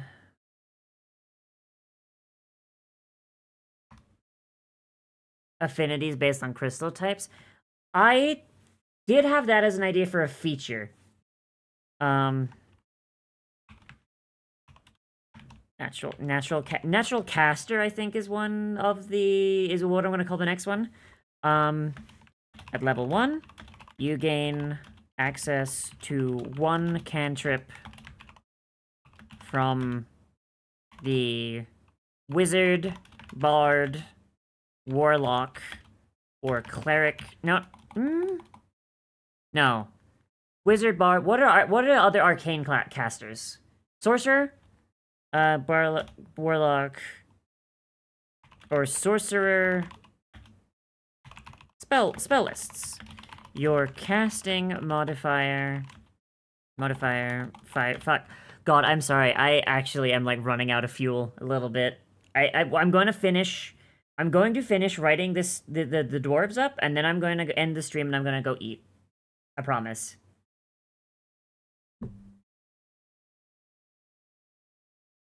Casting modifier is dependent. Sorry, is... Fuck. I eat a dole meal. I will. I've got a spicy rice and noodles cup downstairs I can make. I'm gonna do that. But like I'm gonna do that once we're done here. So like they choose like one of their they choose their spell casting modifiers, either int, whiz, or charisma here. And it can't change. Casting modifier is decided at level 1 and can be either intelligence, wisdom, or charisma. Ate a lot of protein when you left the gym? Hell yeah. Arsenopyrite crystals? Oh god. I was just gonna go with like default fucking gemstones. Shit. Running out of fuel and designing the whole setting from scratch. Yes, I'm on that grind. I'm on that fucking grind, Scobra.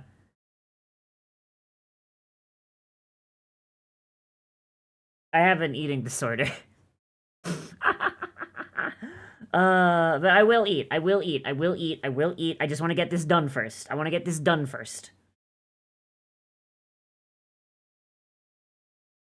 Silvery white crystal. Jesus. Alright, so...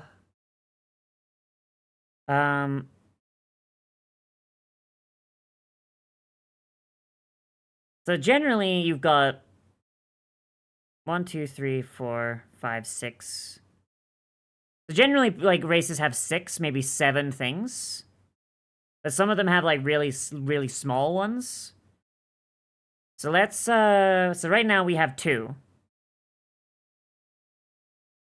I want them to be, hang on. In addition, at 3rd level, you gain the... Let's see, what are some stone spells? What are some level 3... What are some... Like, so, like, so level 3, they get, like, a level 1 spell, right?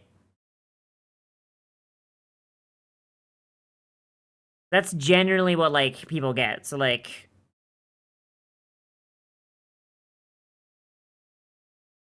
Like, Drow get, a level 1 spell.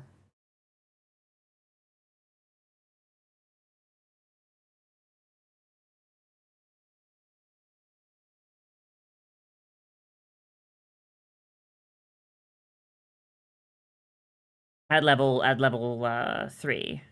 And then they get a level 2 spell at level 5, which seems to be, like, across the board. Because level 5 Ganassi also get a level 2 spell. So, alright, so let's go down. Level 1 spells. What is something that fits, like, a rocky boy? Hmm...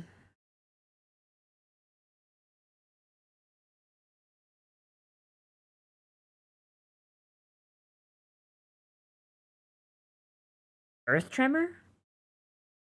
Ooh, Earth Tremor could be good.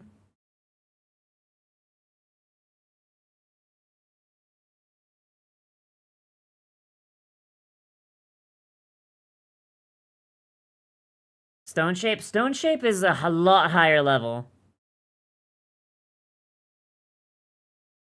Hang on, I'm just, like, reading through here. Yeah, I think Earth Tremor would be a good first level spell.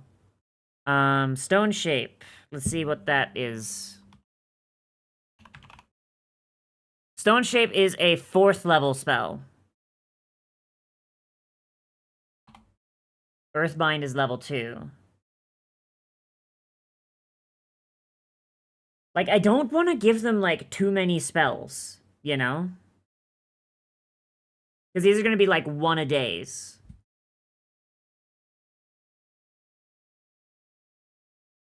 Oh, sorry. Kadalbog, sorry, I'm dumb. My brain... I'm sorry, I literally, yeah, that was a my brain run on fumes moment right there. Shit.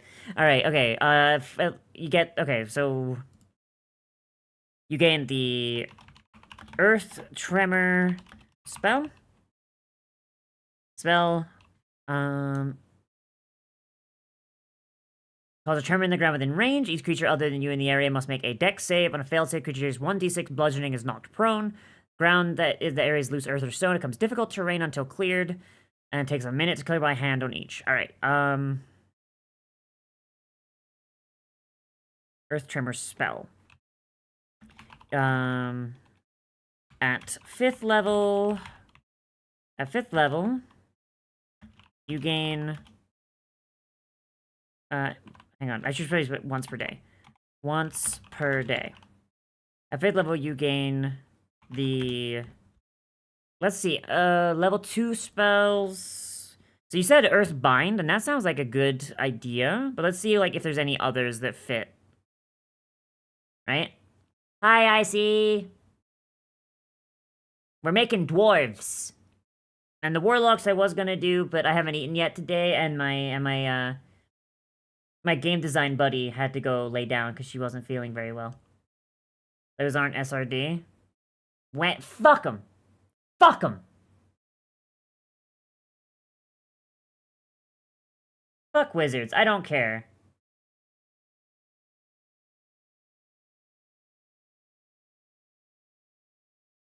If it becomes that big of an issue, then I'll fucking make my own goddamn spells. I don't care, you know? Release it free? I don't want to. It's on my Patreon. Fuck. Okay, you know what we'll do? You know what we'll do, right? At some point, I will actually make spells for this setting. So for now, they'll have Earth Tremor. And then when I go through this to make an actual thing, you know, like an actual proper thing, I will make spells for this setting, and I will make a spell specifically to give it to the dwarves to replace Earth Tremor.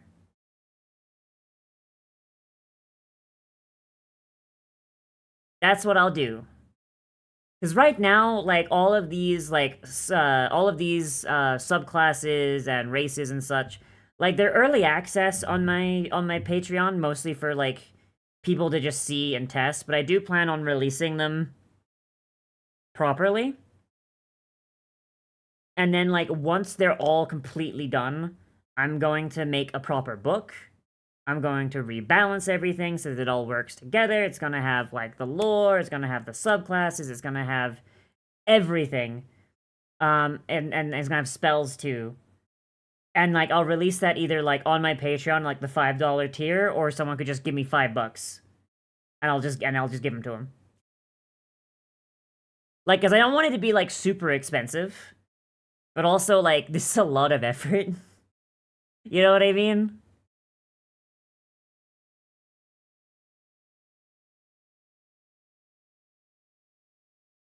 Like I don't plan on like making like a lot of money from it, but like fuck, I don't know. I am my tummy hurt, my soul hurt. I don't know what I'm doing. Like regarding that, I just want to make a fun little world to play it for people to play in. Um, no, I'm finishing this first. I'm finishing this first. Earthbind? Ooh, Earthbind could be fun.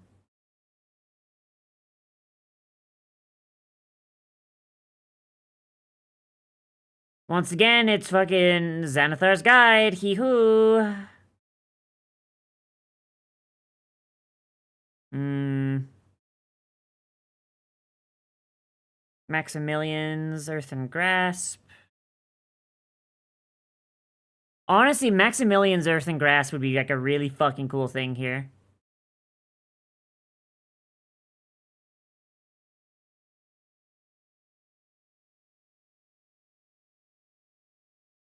I think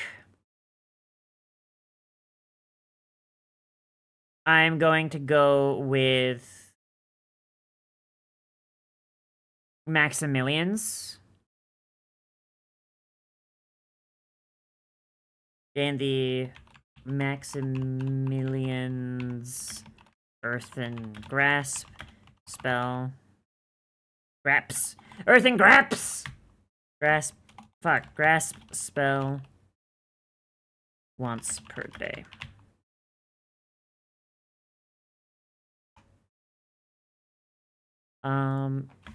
These spells all use your chosen casting modifier. Need to redeem to make the dole eat a snack. Haha, you fools. Okay, so what I'll do, once we're done with the dwarves, what I will do, once we're done, I will go and I will make, why not the player choose from 3 different spells, options, baby, because, let's be honest, these spells right here are basically, like, they're basically placeholders for the time being, so, like, if someone wants to run, using like my dwarves or whatever, like they can, but then like eventually what I plan on doing is making them more spells. So I think what I might do, depending on how creative I get with the spells and how many earth spells there are, um, I might give dwarves like a thing where it's like, hey, at level 3, choose one level 1 geomancy spell, right? Because I want to have like a geomancy school. Choose one level 1 geomancy spell, and your casting for this is whatever. And then at level 5, hey, choose one level 2 geomancy smell. Oh, jeez. And then go from there. Like, that's what I might do in the future, but for the time being, because the spells don't exist, I'm just gonna give them these ones because they fit thematically. Like, I'm gonna be honest. Like, I'm adding 2 schools of magic to my setting.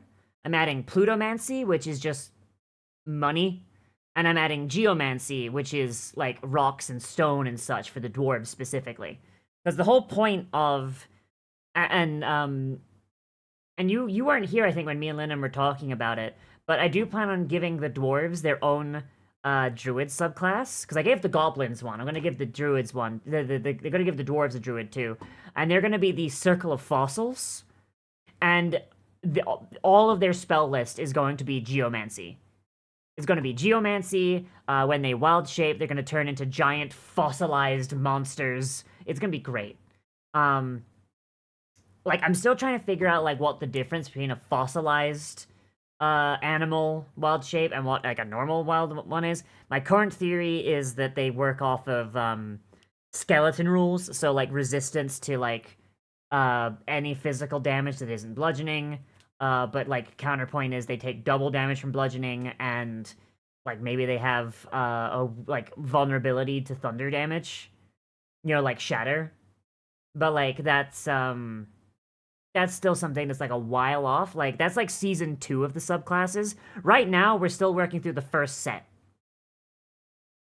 Probably set up a fossil template. Yeah, well, I mean, my idea was is like, hey, when you wild shape into a creature, add the following features to that creature, and it'd be like resistance to this damage type, vulnerability to this damage type, and then maybe like an additional thing like rapid disassembly or something, and fucking like maybe like they could turn into a I don't know, they could fucking disassemble themselves into like component bones, you know, and like it functions as like you're prone, but like everyone has disadvantage on hitting you, you know? So like you have to spend half your movement putting yourself back together the next turn. Like that would be like one of the ideas I would have. Because a fossil, like basically you're just like basically stones in the vague shape of bones being held together. Megazord fossil form. God, oh fuck. I know players would try and do that though. Oh god. Yeah, that'd be my idea. Like the Circle of Growth was a lot more down my alley because they were caster druids, and caster druids is more what I play. The Circle of Fossils would be more like focused on wild shaping and like doing melee shit. So like that is something that I would definitely need to be a bit more careful around because I have a lot less experience playing martial classes. All right, chosen casting modifier. All right, so natural caster, living focus. Um, Oh, right. Fucking Heartstone Resilience. I forgot about that. Heartstone Resilience. Resilience. God, I need to fucking learn how to spell. Fuck. As your blood is made of crystal, blood is made of crystal, and you have no real organs to speak of, you have advantage on saves against bleeding. Bleeding effects last half as long, and you cannot have your blood drained by blood drained by a blood drinking creature, or your brain or your organs removed by an attack that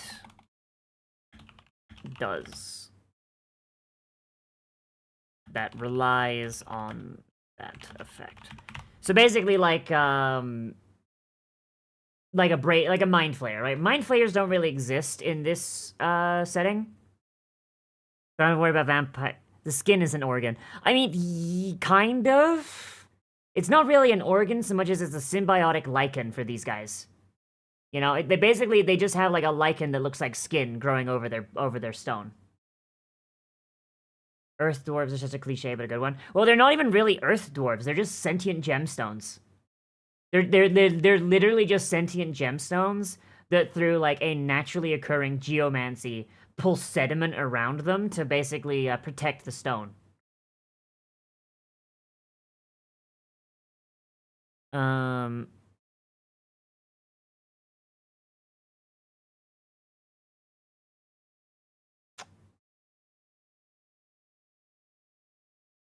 I do want to add one thing as like a detriment. Yeah. Um, uh, Heartstone. Like, oh shit. Like, okay, I'm trying to think of like a title for this, but basically it's like if their heartstone is removed, they're functionally dead. Um,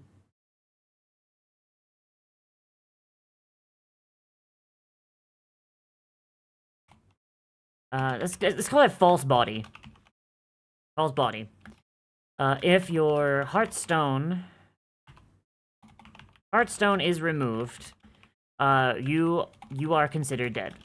Considered dead until your heartstone is placed back into your body or a similar receptacle. Receptacle. Fuck. If your heartstone is destroyed, you are dead. You are dead, and your soul is destroyed. Redeem's broken? Oh, fuck's sake! Why is the redeem's broken? Trans rights. Fuck! Why did that happen?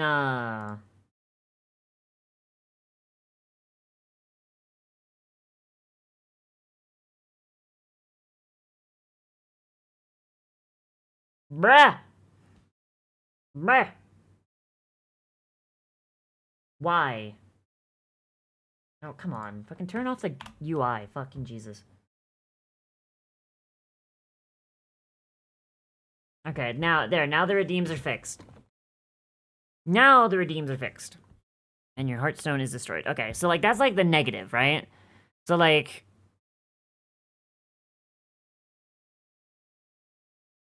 okay, so we've got living focus, natural caster, heartstone resilience, false body. Like I want to give them like some like what am I missing? Oh, fucking um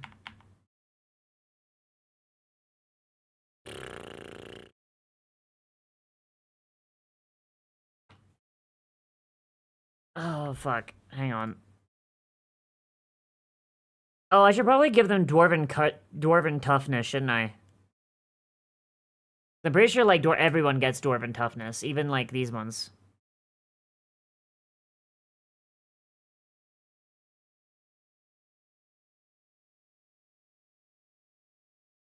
Oh no, they don't. Shit. I mean, I guess because they're squiddy boys. Um.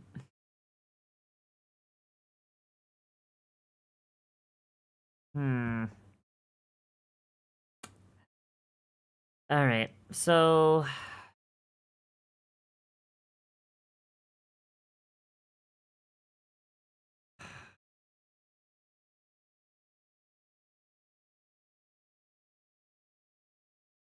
they should definitely have proficiency with stuff. Like definitely with Mason's tools. I'm gonna call it Gift of the Ground. Gift of the Ground. You have proficiency. Proficiency with Mason's tools. Mason's tools. Um.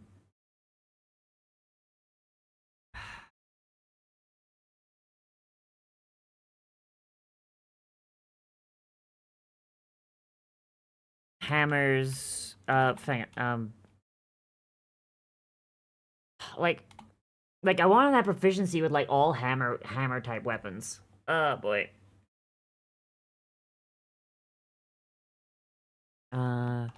Warhammers, simple weapons. Cause in the before times when like the dwarves only ever fought other dwarves, like bladed weapons would be basically useless. So like they would like really have like been focused on like weapons that can destroy stone. So like hammers, war picks, shit like that. Simple weapons and war picks. Can Hearthstone dwarves cast Speak with... Wait, Speak with Stone's an actual spell? There's no way that's an actual... Speak with Stone. That's not real. That's not real. It could be real, though. It could be... That's not a real spell. I'm gonna make it a real spell.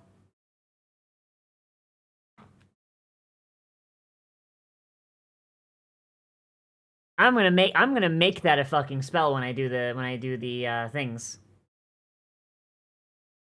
RP a stone. No, I mean, like literally just the dwarf.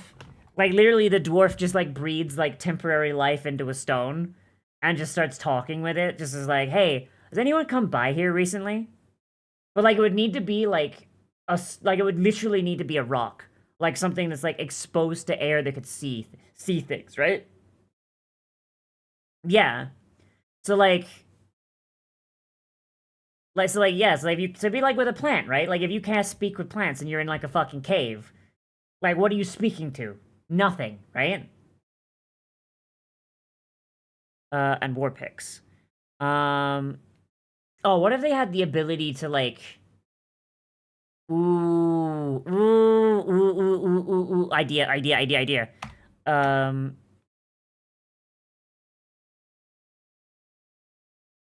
uh okay. Blah, blah, blah, blah. Defiance of Stone. Um as a bonus action, you can retract your skin layer beneath your stony body. Beneath your stony body. The hardness and reinforce yourself with geomantic magic. Until the start of your next turn, you have resist. What does Blade Ward say specifically? I mean, that's also true, yeah. But that's what... When we get to the spells, we'll get to that. What is Blade Ward? What does Blade Ward say? Because I think I want this to be like Blade Ward.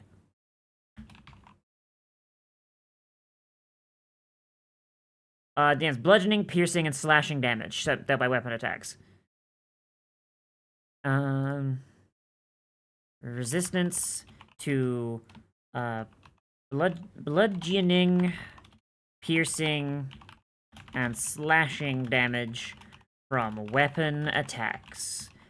You can do this a number of times equal to your proficiency bonus. And uses reset on a long rest. Like, fucking, so just, like, literally, just, like, you're just standing there, like, fighting this dwarf, and then the thing just, like, come the fuck at me, bro, and it just, like, its skin just peels itself off and goes underneath, like, a crack in it, and it's just entirely made out of stone, just glaring at you with these eyes made of gemstone.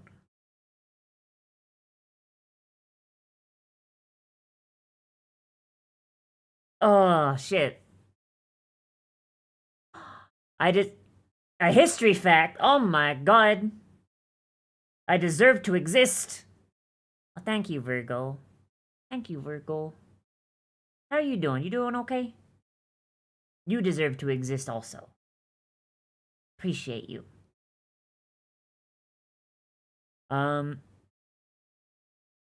Okay, so that's... Party Rogue wants to steal the gem. Oh, no. Oh, no.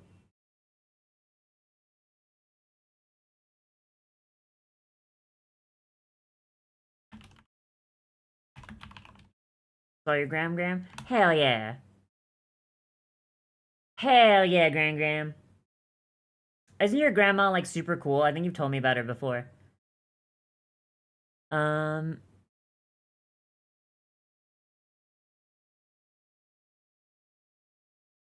was gonna say something. I still need to eat. Oh, God. The angry dwarf singing Diggy Diggy Hole while staring at your soul with their gem eyes. Okay, I should probably give them dark vision. Should probably give them dark vision. No, so I don't recall telling you about it.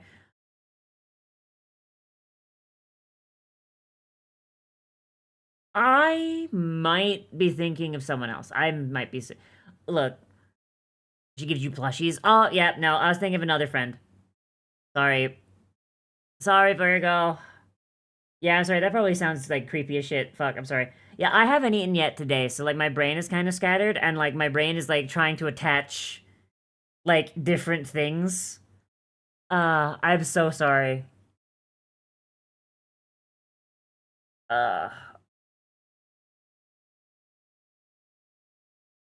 Feed self. I will. Bad girl. I will. I have to finish this stream first, and once we're done with the dwarves, we will be good. Okay. Oh fuck. What if I did give them tremor sense instead of dark vision? Oh shit.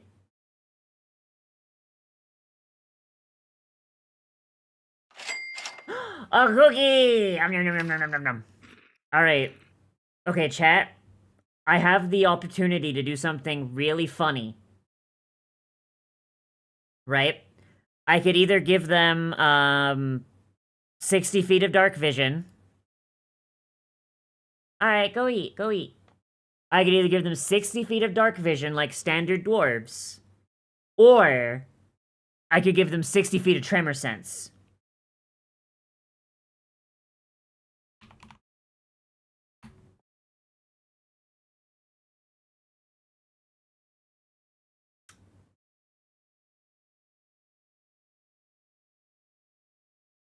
Tremor sense would work while they're underground burrowing.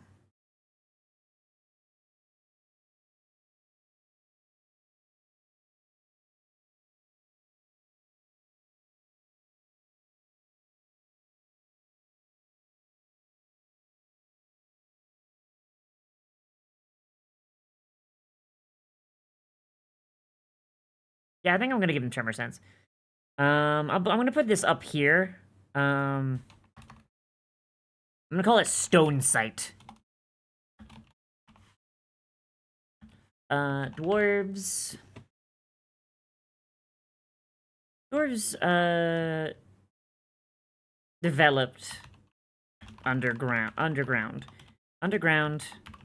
and their gemstone eyes are a relatively new thing, new development in their evolution.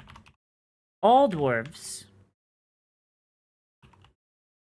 have the ability to detect the smallest vibrations in the earth within 60 feet in the earth. You have tremor sense out to 60 feet. Able to... Yeah, fuck it, they can just look up tremor sense. Fuck it, if they care. When their eyes have to be enchanted sight stones. Fucking their eyes connect directly to their heartstone. So it's literally just literally just like, oh, they're a living gem. That's it. Like and like the bits of their eyes that look like so their eyes look like regular eyes, like when they have their lichen, because the lichen makes it look like that. So it's literally just like two fucking diamonds in their skull, fucking covered by fucking sentient moss. Or not sentient, symbiotic moss. That just lets the light in.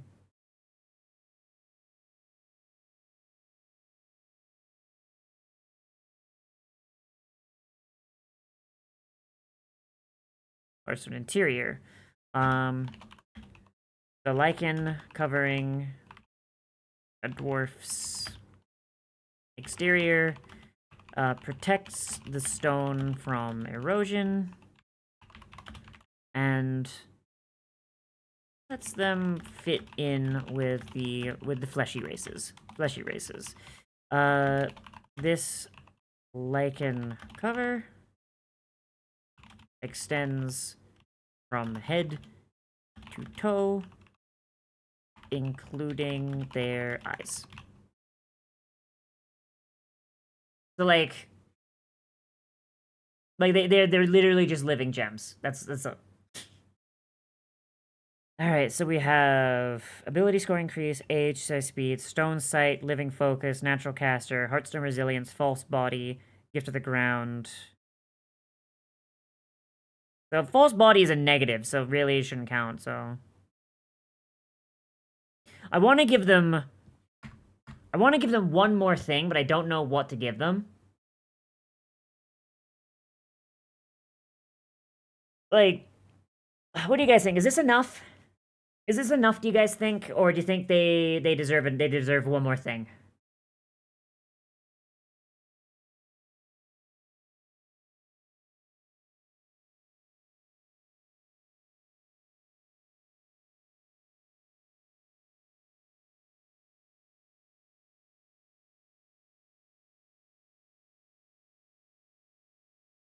Dwarves don't need to breathe, but they can't oh, fuck. Okay, alright, hang on. I'm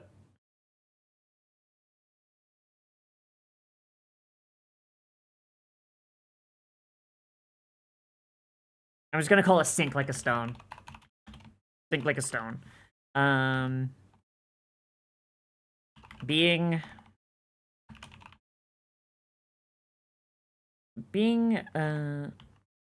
sentient gemstones, dwarves do not need to breathe. Need to breathe,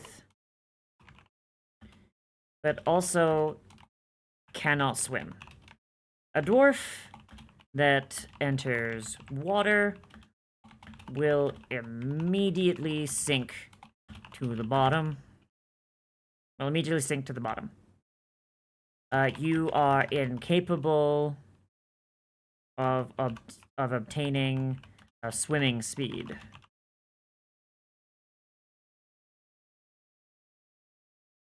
Hell yeah. Alright, so I think that's good. I honestly think that's good. Just like Lorson. I'm actually gonna ask him if he wants to actually use, I'm just gonna pull their lore, and I'm just gonna, like, refuckle it a little bit.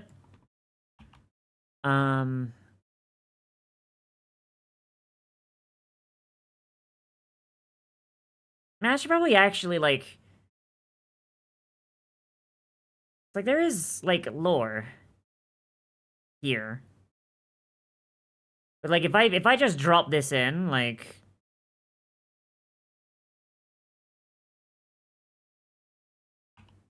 Like, that just fucking just goes. That just goes and goes and goes. Like, I have, like...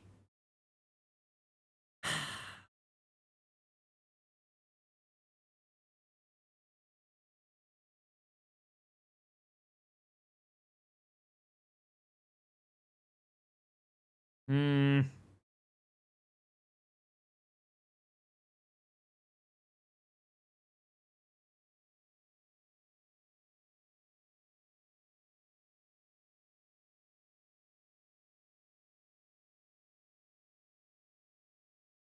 Like, you see what I mean, though? It's like fucking...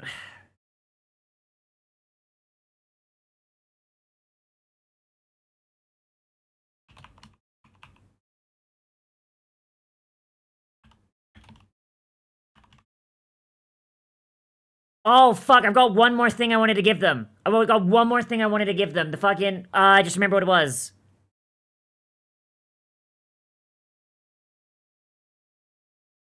What if I gave them, like, resistance to a type of damage based on their... No, I'm not gonna give them resistance to a damage. No, that'd be silly. That'd be silly. But this is a feature that's like a flavor thing, so they can have it. Gemstone heart.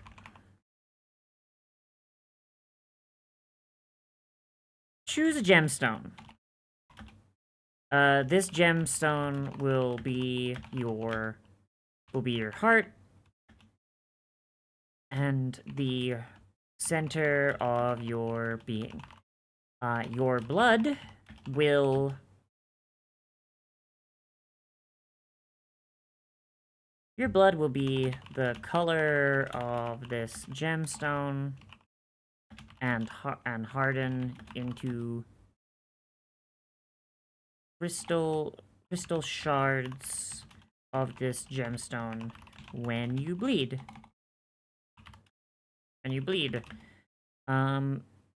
These shards are too small and jagged to be worth selling, and losing your heart will leave you in a dead state. That's yeah, 'cause, like, this isn't actually like a mechanical thing. God, no. Like, this isn't really a mechanical thing. It's like more of a like a, hey, like, here's what color your blood is. Dead state. Common heartstones are rubies, emeralds, and topaz, though gems of other types are not unheard of. There you go. Okay, so I think we've got it.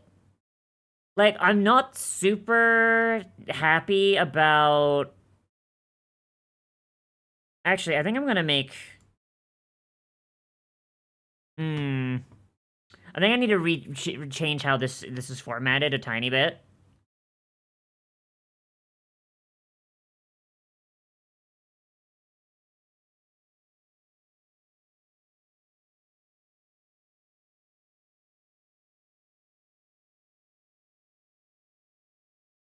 If I do that, and then I make the page break...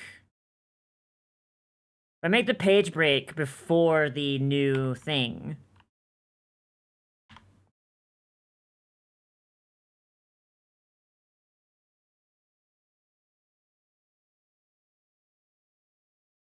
Ooh, that'd be fun. Yeah. So, like, we're a little dense on the, we're a little dense on the lore, like, up front here. But then you've got, like, the, cliff notes here, you know, Living Stone, Gemstone Blood, Aegis Stone. And then you've got the traits here. I think...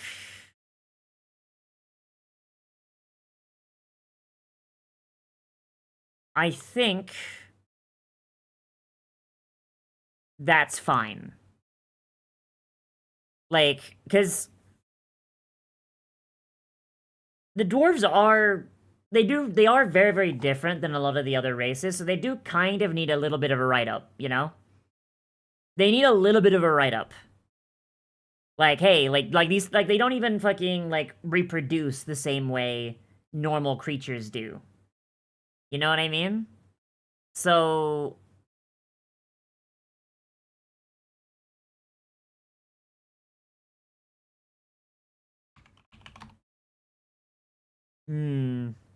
What do you guys think? Because I am going to be releasing this on Patreon at the end of the month. Hopefully alongside the Warlock. I just haven't had the brain sauce to work on the Warlock this month. And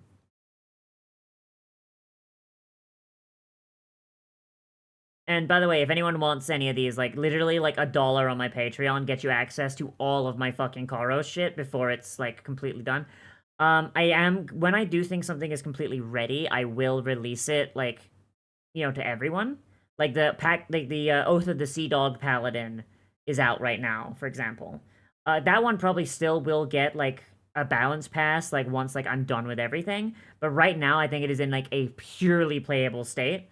And doesn't need any rework whatsoever. Everything else, I think I need data. I think I need, like, people to play it and come back and be like, hey, this is what I like, this is what I don't, and go from there. You know what I mean? But, yeah. So if you want these in your game, hey, there you go. Or if you just ask really nicely, I'll probably just send you a PDF. Oh, boy. All right, so I'm gonna save this. There we go.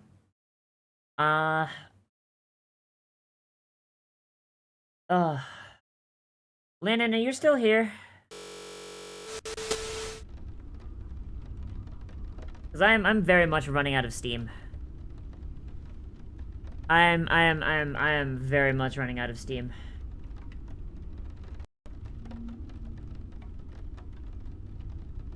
What's up, Icy? No, I'm gonna go eat. Don't worry. I'm gonna go eat. I'm going to make myself a cup of tea with, like, it's going to, like, proper tea is what we got. Like, there's a place nearby that actually sells tea, like, loose leaf.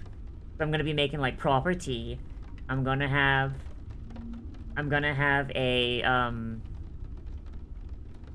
noodles and rice. Spicy noodles and rice, too. So, like, that's the good shit.